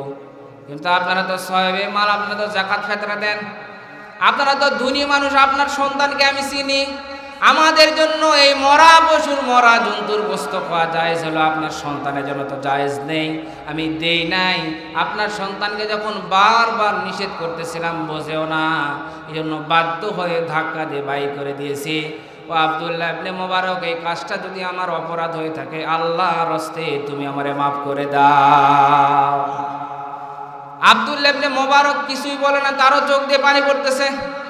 বাড়িতে চলে গেলেন। হজের জন্য যতগুলো মালামাল রেডি করেছিলেন সব মালামালগুলো নিয়ে চলে আসলেন প্রতিবেশীর বাড়িতে। ডাক দিয়ে বলে, ভাই আপনার খোঁজ খবর না আমার দায়িত্ব ছিল, আমি নিতে পারি নাই। কিয়ামতের মাঠে আমাকে আল্লাহর দরবারে আসামি করেন না। আর এই যে আমি হজের জন্য যত সম্পদ রেডি করেছিলাম সব সম্পদগুলো আমি আজকে তোমাকে দান করে দিলাম। সুবহানাল্লাহ বলে। এই জিনিস তোমাকে কোনোদিন ফেরত দেওয়া লাগবে না, এটা আমি একবারে তোমাকে দিয়ে দিলাম। 40-45 দিন পরে যখন হজ শেষ হয়ে গেল, তখন তার বন্ধু এসে বলে, আব্দুল্লাহ ইবনে মোবারক তুমি হজ থেকে কখন আসলে? ডাক দিয়ে বলে, বন্ধু এবার তো আমি হজে যাই নাই। বন্ধু ডাক দিয়ে বলে, বন্ধু বলো কি? আমি যখন কাবা ঘর তাওয়াফ করছিলাম তখন দেখলাম তুমি আমার সামনে আসো। সুবহানাল্লাহ বলবেন না? আমি যখন মিনা মুজদালিফায় তখন দেখলাম তুমি আমার সামনে। আমি যখন আরাফাতের ময়দানে তখন দেখলাম তুমি আমার সামনে। আমি যখন শয়তানকে পাথর মারছি তখন দেখলাম তুমি আমার সামনে আসো। বলো বন্ধু, কখন তুমি হজ থেকে আসলে? ডাক দিয়ে বলে, বন্ধু আমি সত্যি এবারে হজে যাইনি। রাত্রিবেলায় স্বপ্নে দেখানো হচ্ছে, ও আব্দুল্লাহ ইবনে মোবারক, তুমি যে প্রতিবেশীর জন্য স্যাক্রিফাইস করেছো, ত্যাগ করেছো, দান করেছো, এই দানটা আমি আল্লাহর এত এত পছন্দ হয়েছে, যার কারণে তোমার সুরত ধরে একটা ফেরেশতা আমি আল্লাহ তাআলা পাঠিয়ে দিয়েছি। সুবহানাল্লাহ বলেন।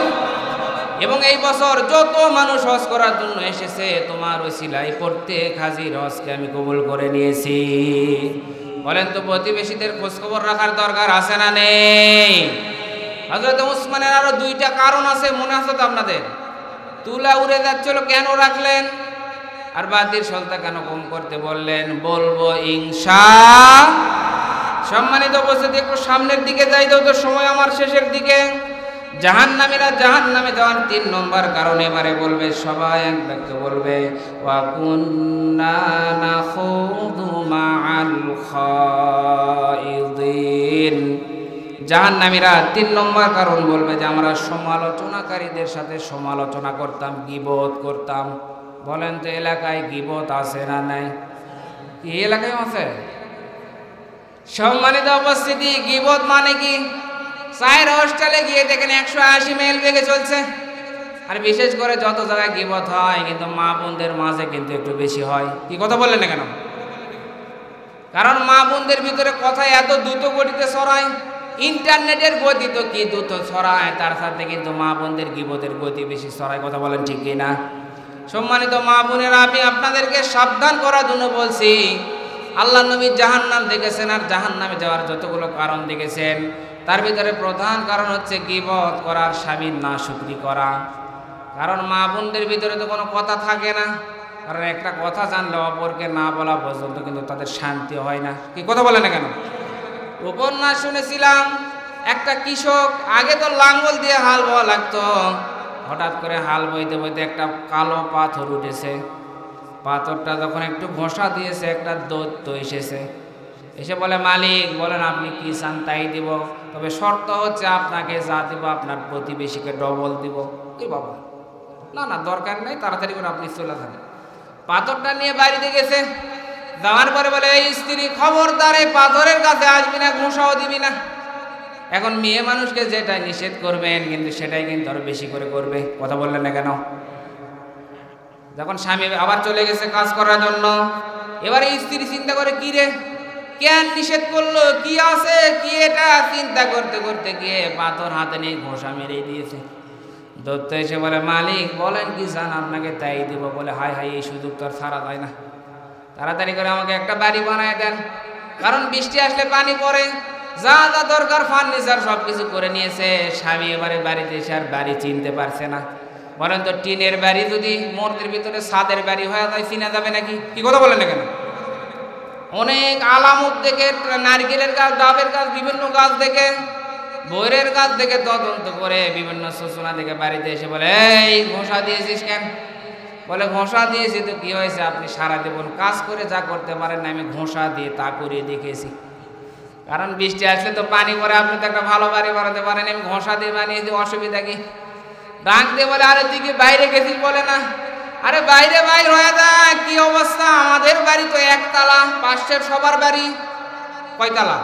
আরে কথা বলেন না কেন? 2 তলা, সর্বনাশ হয়ে গেছে, তাড়াতাড়ি পাথর নিয়ে আয়।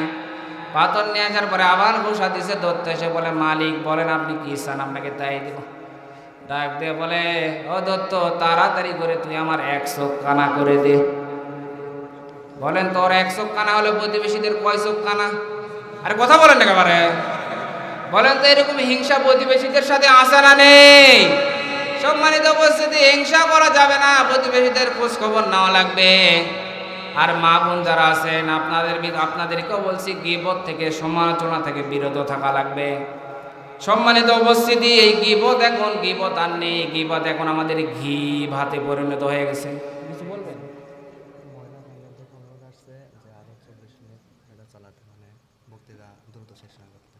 আল্লাহ, মহিলা প্যান্ডেল থেকে মা বোনেরা অনুরোধ করেছে আরো 40 মিনিট কমপক্ষে আলোচনা করতে, আলোচনা যেন শেষ না করা হয়, তারা অনুরোধ করেছে। কি আপনারা কি বলেন? না বলেন বললে তো হবে না, প্রতিদিন মাহফিল। আর আবার আগামীকাল কিন্তু আপনাদের এখানে আলোচনা আছে। আজকে যদি বেশি রাত করা হয়, কালকে আবার কিন্তু আসতে চাইবে না, সমস্যা আছে। এই জন্য যেহেতু আমার নির্ধারিত টাইম আছে, আর মনে করেন যে 13 মিনিট আর 10 মিনিট বাড়িয়ে দিলাম, মোট 23 মিনিট 25 মিনিট কথা বলবো। থাকবেন তো ইনশাআল্লাহ? থাকবেন তো? আল্লাহ তুমি সকলকে কবুল করেন, সবাই বলেন আমিন। যাক, মা বোনদের কোরআন শোনার প্রতি অনেক আগ্রহ, আল্লাহ তাআলা যেন মা বোনদেরকে হযরতে খাদিজার মতো, আয়েশার মতো কবুল করেন, সবাই বলেন আমিন। সম্মানিত উপস্থিতি, এখানে অনেক যুব সমাজ আছে, চাতক পাখির মতো বসে আছে। দেখি তো বিয়ে করেন নাই কে? হাত উঠান তো দেখি। কি গো, হাত উঠান, টপ জানে, হাত উঠান। আর এইভাবে হাত উঠালে তো কাজ হবে না, হাত একটু টান করে উঠান পারে। হাত উঠানোর শক্তি নেই, তাহলে কাজ হবে কিভাবে? যাক, অনেক যুবক আছে, যুবকদের কিন্তু অনেক কষ্ট, অনেক কষ্ট না? শীতের রাত, আপনারা তো বোঝেন না, কম্বলের ভিতরে উষুম ধরছে না। এই জন্য প্রত্যেক যুবকের জন্য অন্তর থেকে দোয়া করে দিলাম, আল্লাহ তাআলা যেন 2024 সালের ভিতরে উত্তম নেককার পাত্রীর ব্যবস্থা করে দেয়, সবাই বলেন আমিন। সম্মানিত উপস্থিতি, আজকে যুব সমাজগুলো ধ্বংস হয়ে যাচ্ছে। এই জন্য যুবকদের জন্য কিছু বলা দরকার, কারণ এই যুব সমাজ ধ্বংস হওয়ার পিছনে যতগুলো কারণ আছে, তার ভিতরে 1 নম্বরে মোবাইল ফোন। কি কথা বললেন না কেন? এই মোবাইলের কারণে দেখবেন যুব সমাজ নষ্ট। মোবাইল না কিনে দিয়ে করবেন কি? ক্লাস 5, 6-এ পড়ে আমার এক ভাগনা, নিজের ভাগনা, বলে মোবাইল কিনে দাও, না হলে বিষ খাবো। কি গো, আমাদের এলাকায় একজন সত্যি গলায় দড়ি দিয়ে মারাই গেছে। এখন ওটা দেখে চিন্তা করতেছে, বাবা মোবাইল কিনে দিয়ে আমার শরীর যদি খারাপ হয়েও ব্যথা থাকে, সেটাই ভালো। কথা বলেন ঠিক কিনা? কি কায়দা ধরছে, একদিন দড়ি নিয়ে ঘরের ভিতরে উঠছে, আমাকে ফোন দেওয়া, বলে ভাগনা তাড়াতাড়ি ফোন দাও, কিন্তু গলার দড়ি দিল। সম্মানিত উপস্থিতি, আজকে যুব সমাজগুলোই মোবাইলের কারণে নষ্ট হয়ে যাচ্ছে।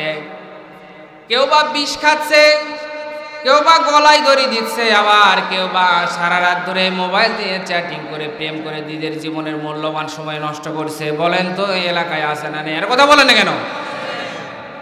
সম্মানিত উপস্থিতি, যুব সমাজ যারা আছে তাদেরকে আমি উদারত আহ্বান জানাচ্ছি, আপনি মূল্যবান সময় যে নারীর পিছে নষ্ট করছেন, ওই নারীর বাড়িতে গিয়ে যদি আপনি প্রস্তাব দেন, আপনার সাথে কিন্তু বিয়ে দিতে চাইবে না, কারণ আপনার কোনো কর্ম নেই। কিন্তু আপনার সময়টাকে যদি গুরুত্ব দিয়ে আপনি যদি প্রতিষ্ঠিত হতে পারেন, তাহলে ওই মেয়ে কেন, মেয়ের মা বাবা পর্যন্ত কিন্তু আপনার প্রতি রাজি হয়ে যাবে। কথা বলেন ঠিক কিনা? সম্মানিত উপস্থিতি, যুব সমাজ যারা আছেন, ওদের তো আহ্বান জানাচ্ছি, আটা সুন্দরীর পিছে না ঘুরে নেককার স্ত্রী যদি চান, তাহলে আমার আল্লাহর কাছে বেশি বেশি দোয়া করা লাগবে। কার কাছে দোয়া করা লাগবে বলেন তো? আটা সুন্দরী আপনারা বোঝেন? আটা সুন্দরী বোঝেন না? হায় হায়, কি মেকআপ করেছে! এই যে কিছুদিন আগে পত্রিকায় দেখলাম বিয়ে করেছে, এত মেকআপ করেছে, বিয়ে করার পরে কক্সবাজার গেছে হানিমুনে। সারা রাত পরে সকালে কক্সবাজারে গোসল দিতে গিয়েছে, গোসল দেওয়ার পরে ওঠার পরে আর স্ত্রীকে আর চিনা যাচ্ছে না। কি গো, আকাশের চাঁদের মতো দেখে বিয়ে করলাম, এখন থেকে তো পা দিলে তলার মতো কালো। না এটা তোমার স্ত্রী না। বলে না আমি তোমার স্ত্রী। ভালো করে দেখে আসলে এটা। বলে এরকম হলো কেন? বলে আটা মেরেছিলাম। কি মেরেছিলাম বলেন? বলে না তোমার সাথে আমার আর হচ্ছে না, তালাক দিয়ে দিয়েছে। বলেন তো এরকম ঘটনা আছে না নেই? যুব সমাজ যারা আছেন তাদেরকে একটা টিপস দিয়ে আমার আলোচনায় যাচ্ছি। পাত্রী নেককার আপনারা সকলে চান, কিন্তু আমার আল্লাহর কাছে চাওয়া লাগবে আর আপনাকে নেককার হওয়া লাগবে। আপনি যদি 2 নম্বর হন তাহলে আপনার যাতে যেটা হবে সেটা আমার আল্লাহ কয় নম্বর দিবে? আর কথা বলেন না কেন? আর যখন পাত্রী দেখতে যাবেন তখন আপনাদের জন্য একটা টিপস, সেটা হচ্ছে পাত্রীকে অনেক কিছু আমরা জিজ্ঞাসা করি। পাত্রীকে আমরা বলবো আপনি একটু ভালো করে ওযু করে দেখান তো দেখি। কারণ যে পাত্রী সুন্দর করে ওযু করতে পারবে সে কিন্তু নামাজও সুন্দর করে পড়তে পারবে। কথা বলেন ঠিক কি না? আর এর দ্বারা আর একটা উপকার হবে, ওই যে আটা মেরে যদি আসে ওযু করার কারণে কিন্তু আটা সব নষ্ট হয়ে যাবে। কথা বলেন ঠিক কি না? সম্মানিত ভাইরা আমার, এই জন্য বিভিন্ন নারীর দিকে ঘুরে ঘুরে আপনারা সময়গুলো নষ্ট করবেন না। আমার আল্লাহর দিকে ফিরে আসুন, আল্লাহর দিকে চান, অবশ্যই আমার আল্লাহ উত্তম ব্যবস্থা করে দিবে। আল্লাহ তুমি এই যুব সমাজকে ফিরে আসার তৌফিক দান করো। সবাই বলেন আমিন। 3 নম্বর কারণ কি বলবে মনে গেছেন আপনার? আমরা সমালোচনাকারীদের সাথে সমালোচনা করতাম, গীবত করতাম। সম্মানিত মা বোনেরা, গীবত থেকে ফিরে আসা লাগবে। আপনারা যারা আছেন, ছেলেরা আছেন, আমরাও করি, কম করি না, আপনাদেরকেও ফিরে আসা লাগবে। কারণ গীবত করার দ্বারা যে কত বড় ক্ষতি হচ্ছে এটা যদি আমরা জানতাম তাহলে এই পথে আমরা আর পা বাড়াতাম না। সম্মানিত উপস্থিত, হযরত নূহ আলাইহিস সালামের সময় হযরত নূহ আলাইহিস সালাম একটা নৌকা বানিয়েছিলেন। কারণ এত শত শত বছর দাওয়াত দেওয়ার পরে মাত্র কিছু লোক ইসলাম গ্রহণ করেছিল। ডাকতে বলে আল্লাহ, যে মানুষগুলো ইসলাম গ্রহণ করে না, এত অত্যাচার করে, নির্যাতন করে, আল্লাহ তুমি এদেরকে ধ্বংস করে দাও। বলেন তো নবী রাসূল যদি দোয়া করে আমার আল্লাহ কবুল করে কি করে না? এটা কথা বলেন না কেন? আল্লাহ বলেন নূহ তাড়াতাড়ি করে নৌকা বানাও।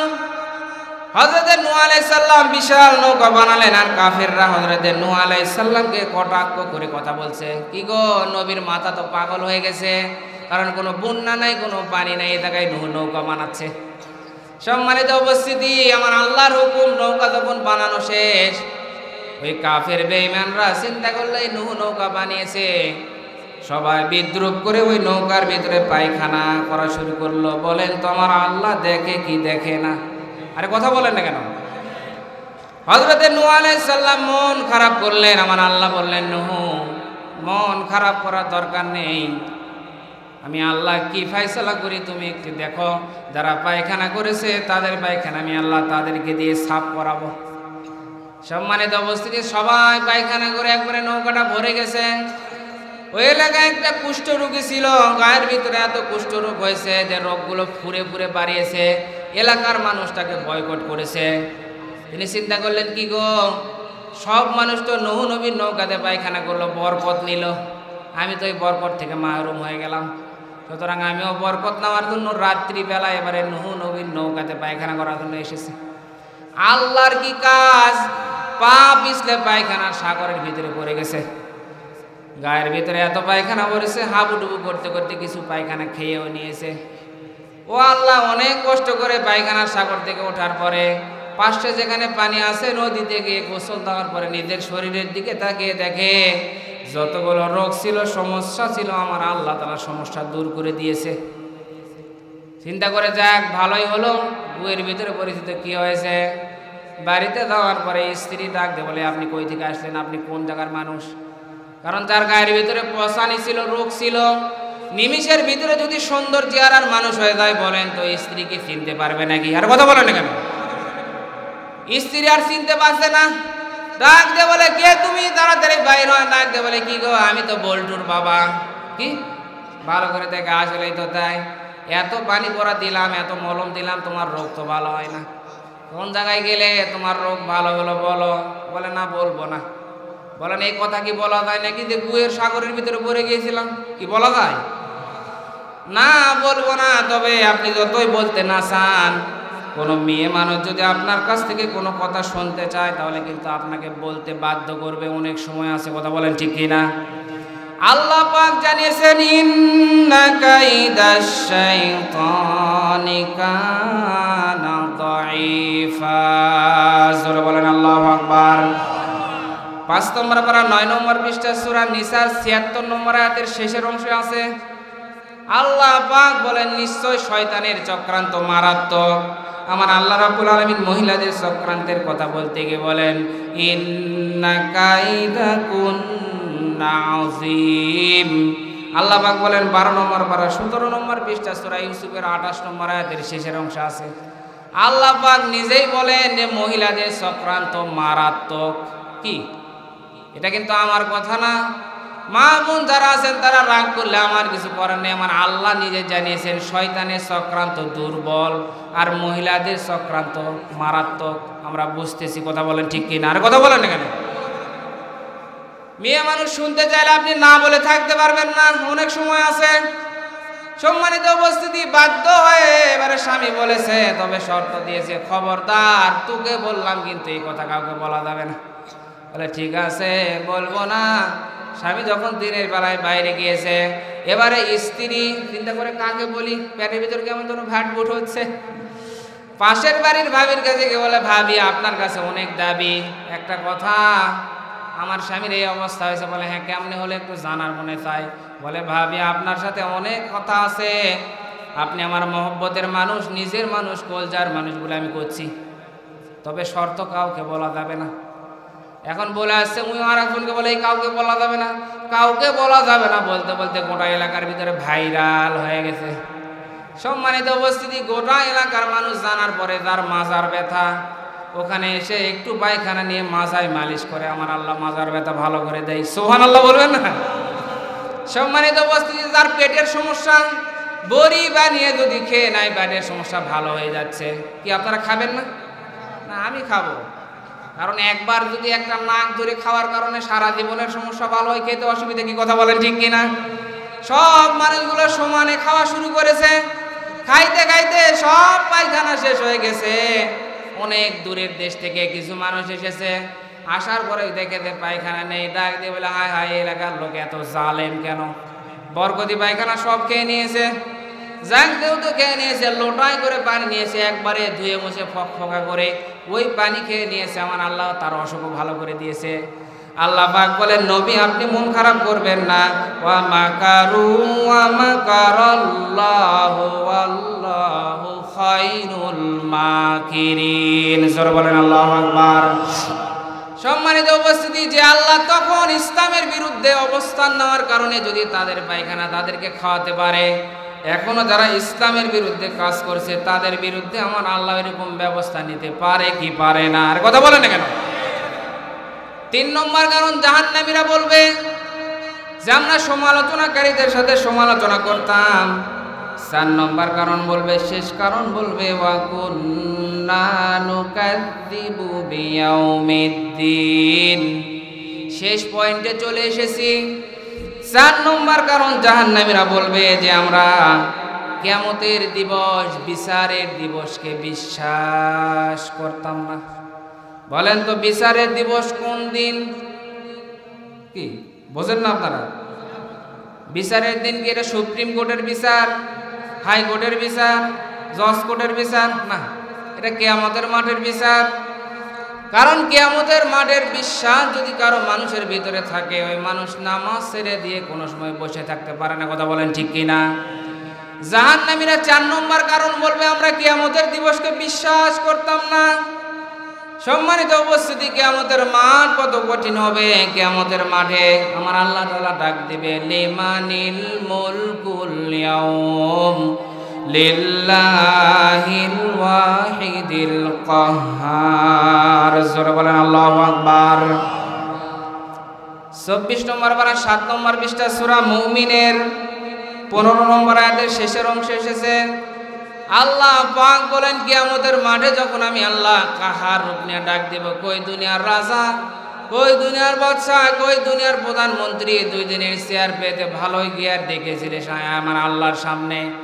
বলেন তো আমার আল্লাহর সামনে কেউ দাঁড়াতে পারবে? কথা বলেন।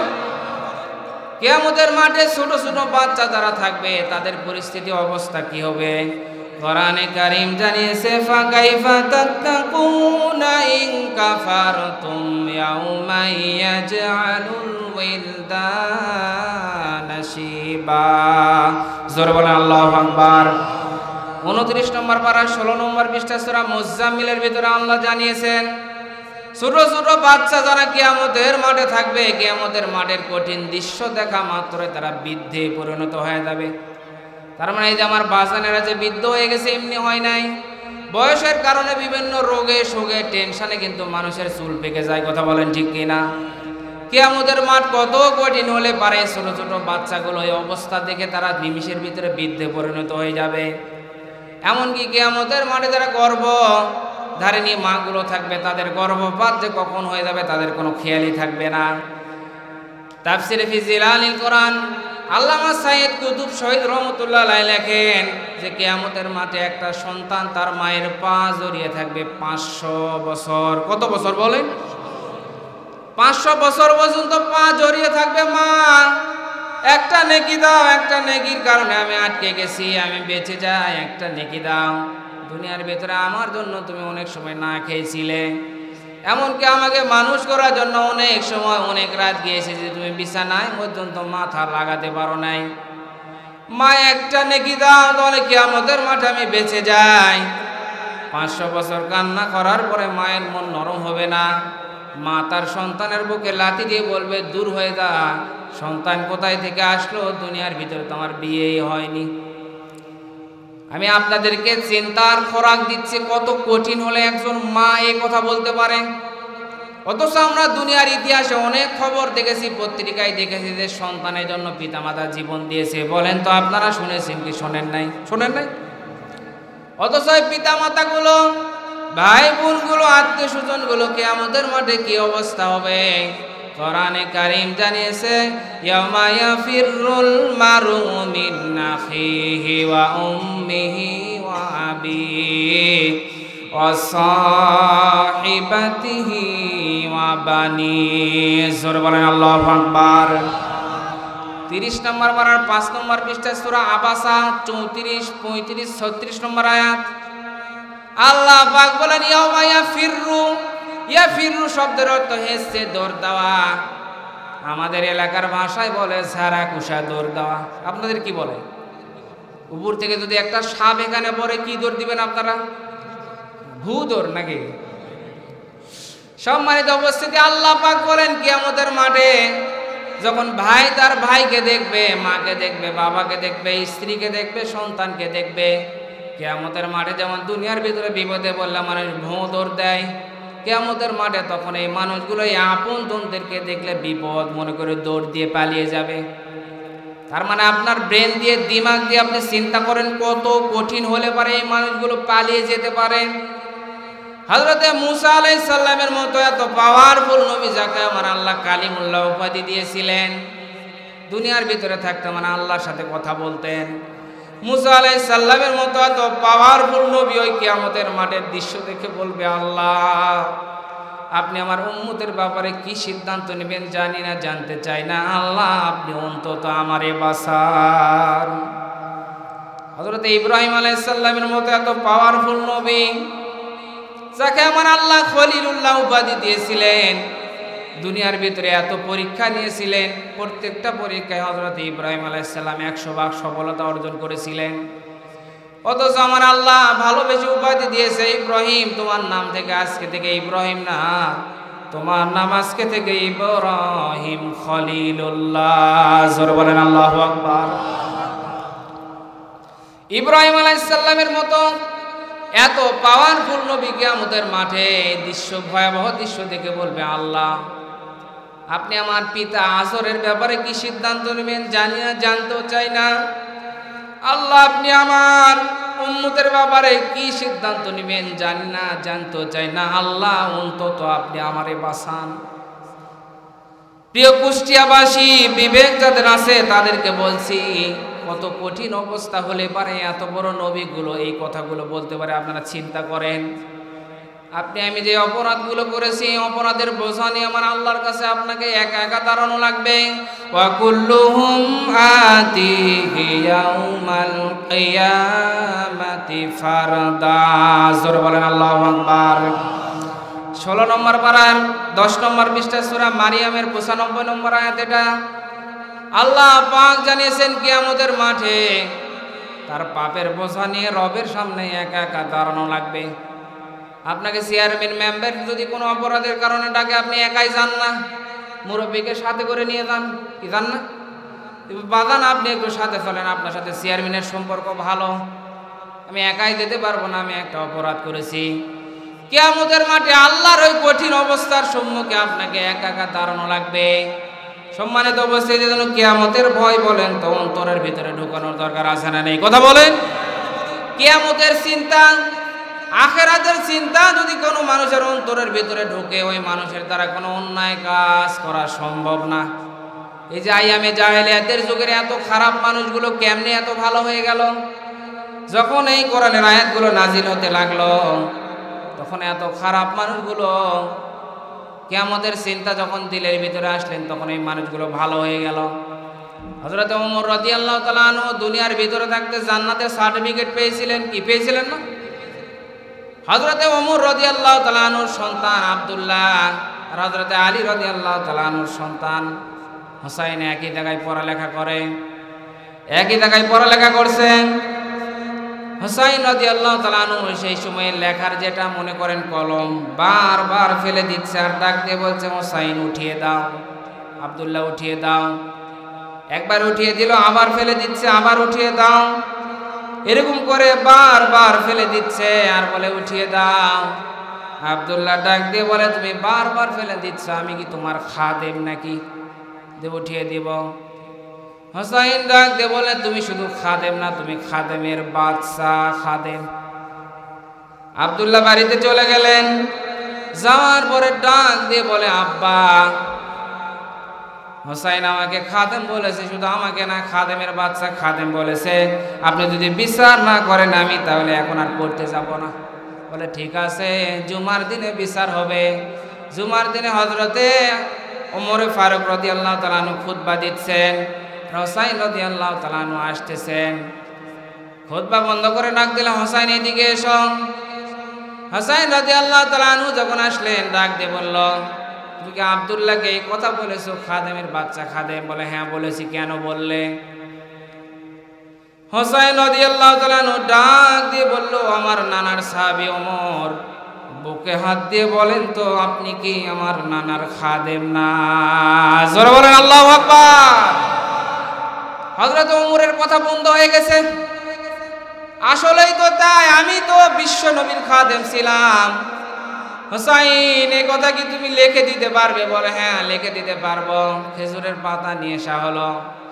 খেজুরের পাতাতে হুসাইন লিখে দিল, আমি নিজে দেখেছি এই ওমর আমার নানার খাদেম ছিল, ইতি হুসাইন ইবনে আলী সই করে দিলাম। হযরত ওমর ফারুক রাদিয়াল্লাহু তাআলা আনহু বললেন, যাও বিচার হয়ে গেছে। বলেন বিচার হয়েছে? এটা কথা বলেন না কেন? আমাদের দৃষ্টিতে সাধারণভাবে দেখলে কই বিচার তো শুরুই হলো না। আব্দুল্লাহ ডাক দিয়ে বলে, আব্বা বিচার করেন। বলে বিচার হয়ে গেছে। ডাক দিয়ে বলে, আব্বা আপনি তো বিচার শুরু করলেন না, বিচার কেমনে হয়ে গেল? তখন কি হযরতে ওমর রাদিয়াল্লাহু তাআলা আনহু আমাদের মতো 2 নম্বর বিচার করতেন? কি কথা বলেন? হযরতে ওমর ফারুক রাদিয়াল্লাহু তাআলা আনহু বললেন, সন্তান, আমি যে বিচার করেছি এই বিচার শুধু দুনিয়াতে না, আখিরাতেও কাজে লাগবে। আমি যখন মারা যাব, আমার কাফনের ভিতরে এই লেখাটা দিয়ে দিও। আমি ওমরের একটা আমলও যদি কবুল না হয়, কিয়ামতের মাঠে আমি আল্লাহকে দেখাবো, আল্লাহ নবীর নাতি হুসাইন লিখে দিয়েছে যে আমি তোমার নবীর খাদেম ছিলাম, হয়তো আমার আল্লাহ এই সিলাই মাফ করবে। সম্মানিত কুষ্টিয়াবাসী, কত বড় বিশ্বাস তাদের ভিতরে ছিল, কিয়ামতের ভয় কত বেশি ছিলেন। হযরত আবু বকর সিদ্দিক রাদিয়াল্লাহু তাআলা আনহু মসজিদে নববীর ভিতরে বসে থাকতেন আর হাউমাউ হাউমাউ করে, কোনো মানুষ নেই, কান্না করে উঠতেন। ডাক দিয়ে বলা, আবু বকর তুমি কেন কান্না করো, কোনো সমস্যা নাকি? হযরত আবু বকর ডাক দিয়ে বলতো, না আমি টেনশনে আছি, কিয়ামতের মাঠে আমি আমার রবের সামনে কেমনে উপস্থিত হব। সম্মানিত উপস্থিতি, এই জন্য কিয়ামতের ভয় যাদের অন্তরে নেই তারা গুনাহ করতে পারবে, আর কিয়ামতের ভয় যাদের অন্তরের ভিতরে আছে তারা কিন্তু কোনো গুনাহের কাজ করতে পারবে না। কথা বলেন ঠিক কি না? জাহান্নামে সাগরে যাওয়ার কয়টি কারণ বলবে? কি বলেন কয়টি? 1 নম্বর কি? নামাজ পড়তাম না। 2 নম্বর মিসকিনদেরকে খাবার দিতাম না। 3 নম্বর সমালোচনাকারীদের সাথে সমালোচনা করতাম। আর 4 নম্বর কারণ বলবে বিচারের দিনকে বিশ্বাস করতাম না। আল্লাহ তুমি এই 4টি খারাপ দিক থেকে আমাদেরকে বিরত রাখো, ফিরে আসার তৌফিক দান করো। সবাই বলেন আমিন। যাক, যদি কোনোদিন আবারও সুযোগ হয় কথা বলবো তবে বাজান আর অনুরোধ করেন না, রোজার একদিন আগে পর্যন্ত মাহফিল যদি কোনোদিন আসি আবার কথা হবে। বড় ভাই আছে, খুব মহব্বতের মানুষ, কথা দিলাম আবারও যদি কোনোদিন সুযোগ হয় আসবো তবে আর 2 মিনিটের ভিতর বলতে দিই, শেষ করে দিব। হযরতে ওসমান রাদিয়াল্লাহু তাআলা আনহুর 2টা ঘটনা আটকে আছে, কথা মনে আছে আপনাদের?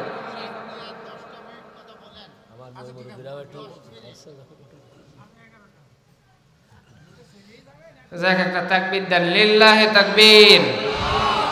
না, এই তাকবীরে ওয়াজ হবে না বাবা, আরেকটু তাকবীর বাড়ায় দেন, লিল্লাহি তাকবীর। কোরআন হাদিস যেখানে,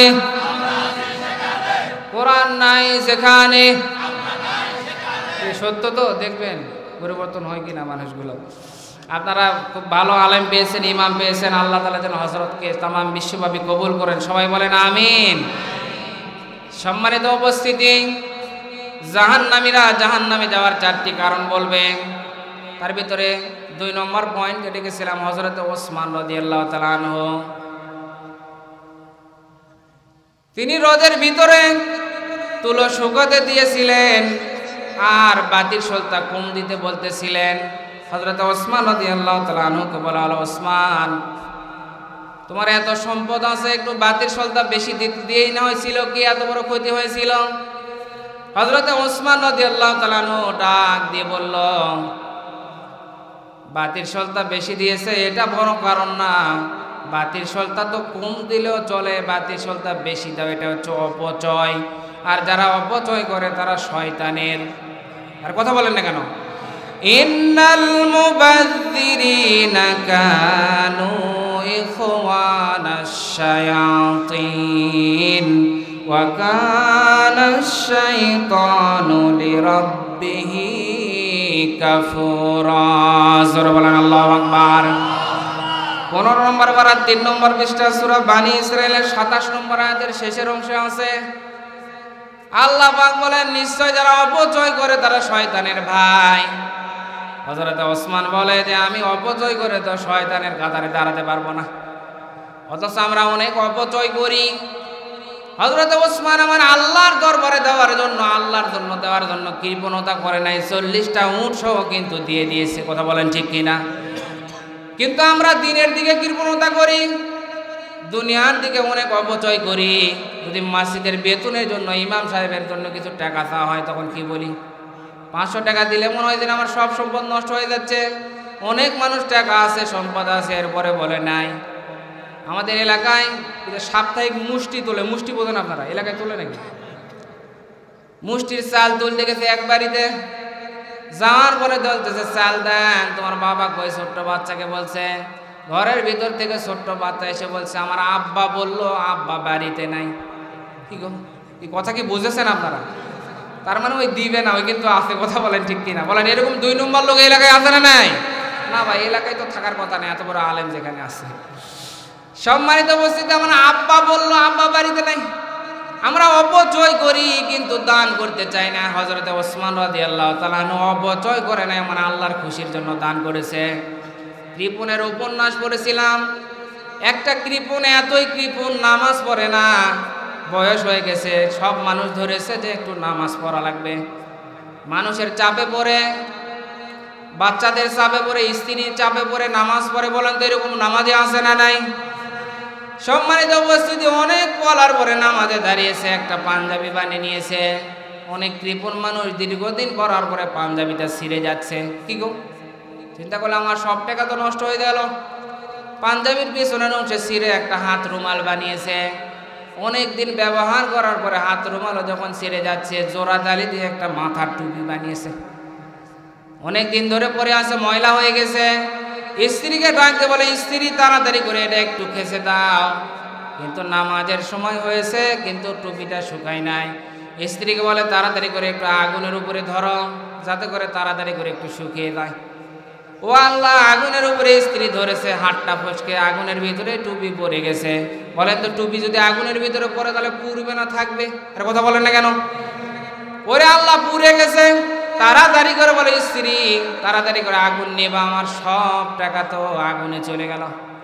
আগুন নেবানোর পরে যে জায়গায় ছাই পড়েছে, ওই জায়গা থেকে ছাই নিয়ে দাঁত ঘুষতেছে আর কুলি করতেছে আর বলতেছে, সব টাকা তো আমার জলেই চলে গেল। বলেন তো, এরকম কৃপণ এই এলাকায় আছে না নেই? আর কথা বলেন না কেন? হযরত ওসমান রাদিয়াল্লাহু তাআলা আনহু দুনিয়ার ক্ষেত্রে কৃপণতা করতেন, যে যেটাই নেই না, কৃপণতা না, এরা মধ্যম পন্থা অবলম্বন করতেন, অপচয় করতেন না। আর আমরা দেখবেন নাক ফুরানো অনুষ্ঠান, কান ফুরানো অনুষ্ঠান, নুনু কাটা অনুষ্ঠান এলাকায় আছে না নেই? নাই? কত অনুষ্ঠান আমরা বানিয়েছি, হাজার হাজার লক্ষ লক্ষ টাকা খরচ করি, খাবারগুলো আমরা নষ্ট করি। আর আমরা যারা অনুষ্ঠানে খেতে যাই তারা চিন্তা করি 300 টাকার দাম দিয়েছি। 300 টাকার দাম দেখবেন একটা কাঁচের গিলাস চকচকা কাপড় দিয়ে মোড়ায়। আপনাদের এলাকায় মোড়ায় নাকি? আরে কি সিটারি বুঝছেন, চকচকা কাপড় দিয়ে মোড়ায় নিয়ে গেছে আর চিন্তা করছে 300 টাকার দাম নিয়েছি, 300 টাকা এখন আমার তোলা লাগবে। কি কথা বলেন না কেন? নিচে সব মনে করছে যে সবগুলা খায় নেবো, অর্ধেক খাওয়ার পরে আর পারে না, অপচয় করে। বলেন, এরকম লোক আমরা আছি না নাই? অপচয় থেকে আমাদেরকে কি করা লাগবে? বিরত থাকা লাগবে। হযরত ওসমান রাদিয়াল্লাহু তাআলা আনহু শেষ কথা বলতেছি। হযরত ওসমান রাদিয়াল্লাহু তাআলা আনহুকে ডাক দিয়ে বলা হলো, ওসমান, তুমি যে মশারির ভিতরে তুলোগুলো শুকাতে দিয়েছিলে, ছোট ছোট তুলাগুলো উড়ে যাচ্ছে, আর এই তুলাগুলো তুমি ধরে ধরে মশারির ভিতরে রাখতেছিলে, কারণ কি? হযরত ওসমান রাদিয়াল্লাহু তাআলা আনহু ডাক দিয়ে জানিয়ে দিলেন, ও আমার সঙ্গী সাথীরা, এই যে রোদের ভিতরে যে তুলোগুলো শুকাতে দিয়েছিলাম, এই তুলোগুলো আমার না, এগুলো মানুষের আমানত। মানুষের কি বলেন? আমার কাছে মানুষের আমানত আছে। আমার কাছে মানুষের আমানত থাকাকালীন যদি একটা তুলাও উড়ে চলে যায়, কিয়ামতের মাঠে আমানতের খেয়ানতকারী হিসেবে আমাকে দাঁড়ানো লাগবে। চিন্তা দেখেছেন কত বড় মাপের চিন্তা। আমার কাছে রাখতে দিয়েছিল, নষ্ট হয়ে যাচ্ছে, এই জন্য তুলা একটু শুকাতে দিয়েছি। কিয়ামতের মাঠে তো আমানতের খেয়ানতকারী হিসাবে আমি তো দাঁড়াতে পারবো না মুনাফিকের কাতারে। সম্মানিত উপস্থিতি, হযরত ওসমান রাদিয়াল্লাহু তাআলা আনহুর চিন্তা চেতনা এত বড় মাপের ছিল। অথচ আমাদের সমাজের ভিতরে এমনও মানুষ আছে যে নিজে অপরাধ করি, এরপর অপরাধ করার পরে ভালো কিছু মানুষের উপরে অপরাধকে আমরা চাপিয়ে দিই। বলেন তো, এরকম লোক এলাকায় আছে না নেই? আর কথা বলেন।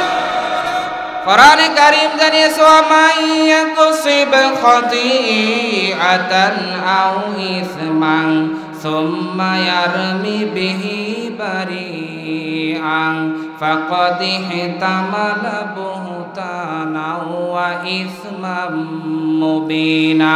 জোরে বলেন আল্লাহু আকবার। 5 নম্বর পারা 15 নম্বর পৃষ্ঠা সূরা নিসার 112 নম্বর আয়াত। এটা আল্লাহ পাক বলেন, এই দুনিয়ার ভিতরে এমন কিছু মানুষ আছে যারা অপরাধ করে, অপরাধ করার পরে যখন দেখো অপরাধ হয়ে গেছে, আমি তো কালার হয়ে যাব, মানুষ তো কেউ আমাকে শেয়ার দিবে না, দাম দিবে না, মান দিবে না, তখন এই অপরাধগুলো ক্ষমতার বলে, অর্থের বলে, পাওয়ারের বলে কিছু নিরপরাধ মানুষের উপরে চাপিয়ে সাজিয়ে নিজে ভালো সাজে। কি আছে না নাই? আরে কথা বলেন না কেন? যারা এই কাজগুলো করবে তাদের পরিণতি বলে আমি শেষ করছি আলোচনা।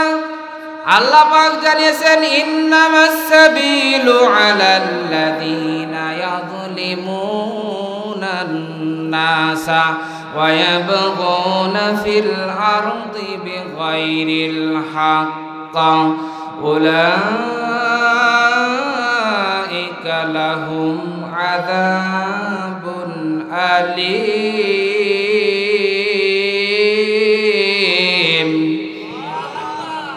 25 নম্বর পারা 6 নম্বর পৃষ্ঠা সূরা শুরার 42 নম্বর আয়াত। আজকে আমার আলোচনার শেষ কথা, আল্লাহ পাক বলেন যারা দুনিয়ার ভিতরে মানুষ হয়ে মানুষের উপরে জুলুম করবে, অন্যায় অবিচার করবে, কিয়ামতের মাঠে আমি স্বয়ং তাদের বিরুদ্ধে ব্যবস্থা নিব। তার মানে আল্লাহবাদী মামলা হবে, পুলিশের কাছে বাধা দিলে পুলিশবাদী মামলা হয়। আমার আল্লাহ তাআলা যদি স্বয়ং কারো বিরুদ্ধে দাঁড়িয়ে যায়, বলেন তো ওই বাঁচতে পারবে নাকি? কথা বলেন না কেন? যারা এই কাজগুলো করতে, আল্লাহ তুমি সকলকে এই কাজগুলো থেকে বিরত থাকার তৌফিক দান করো। সবাই বলেন আমিন।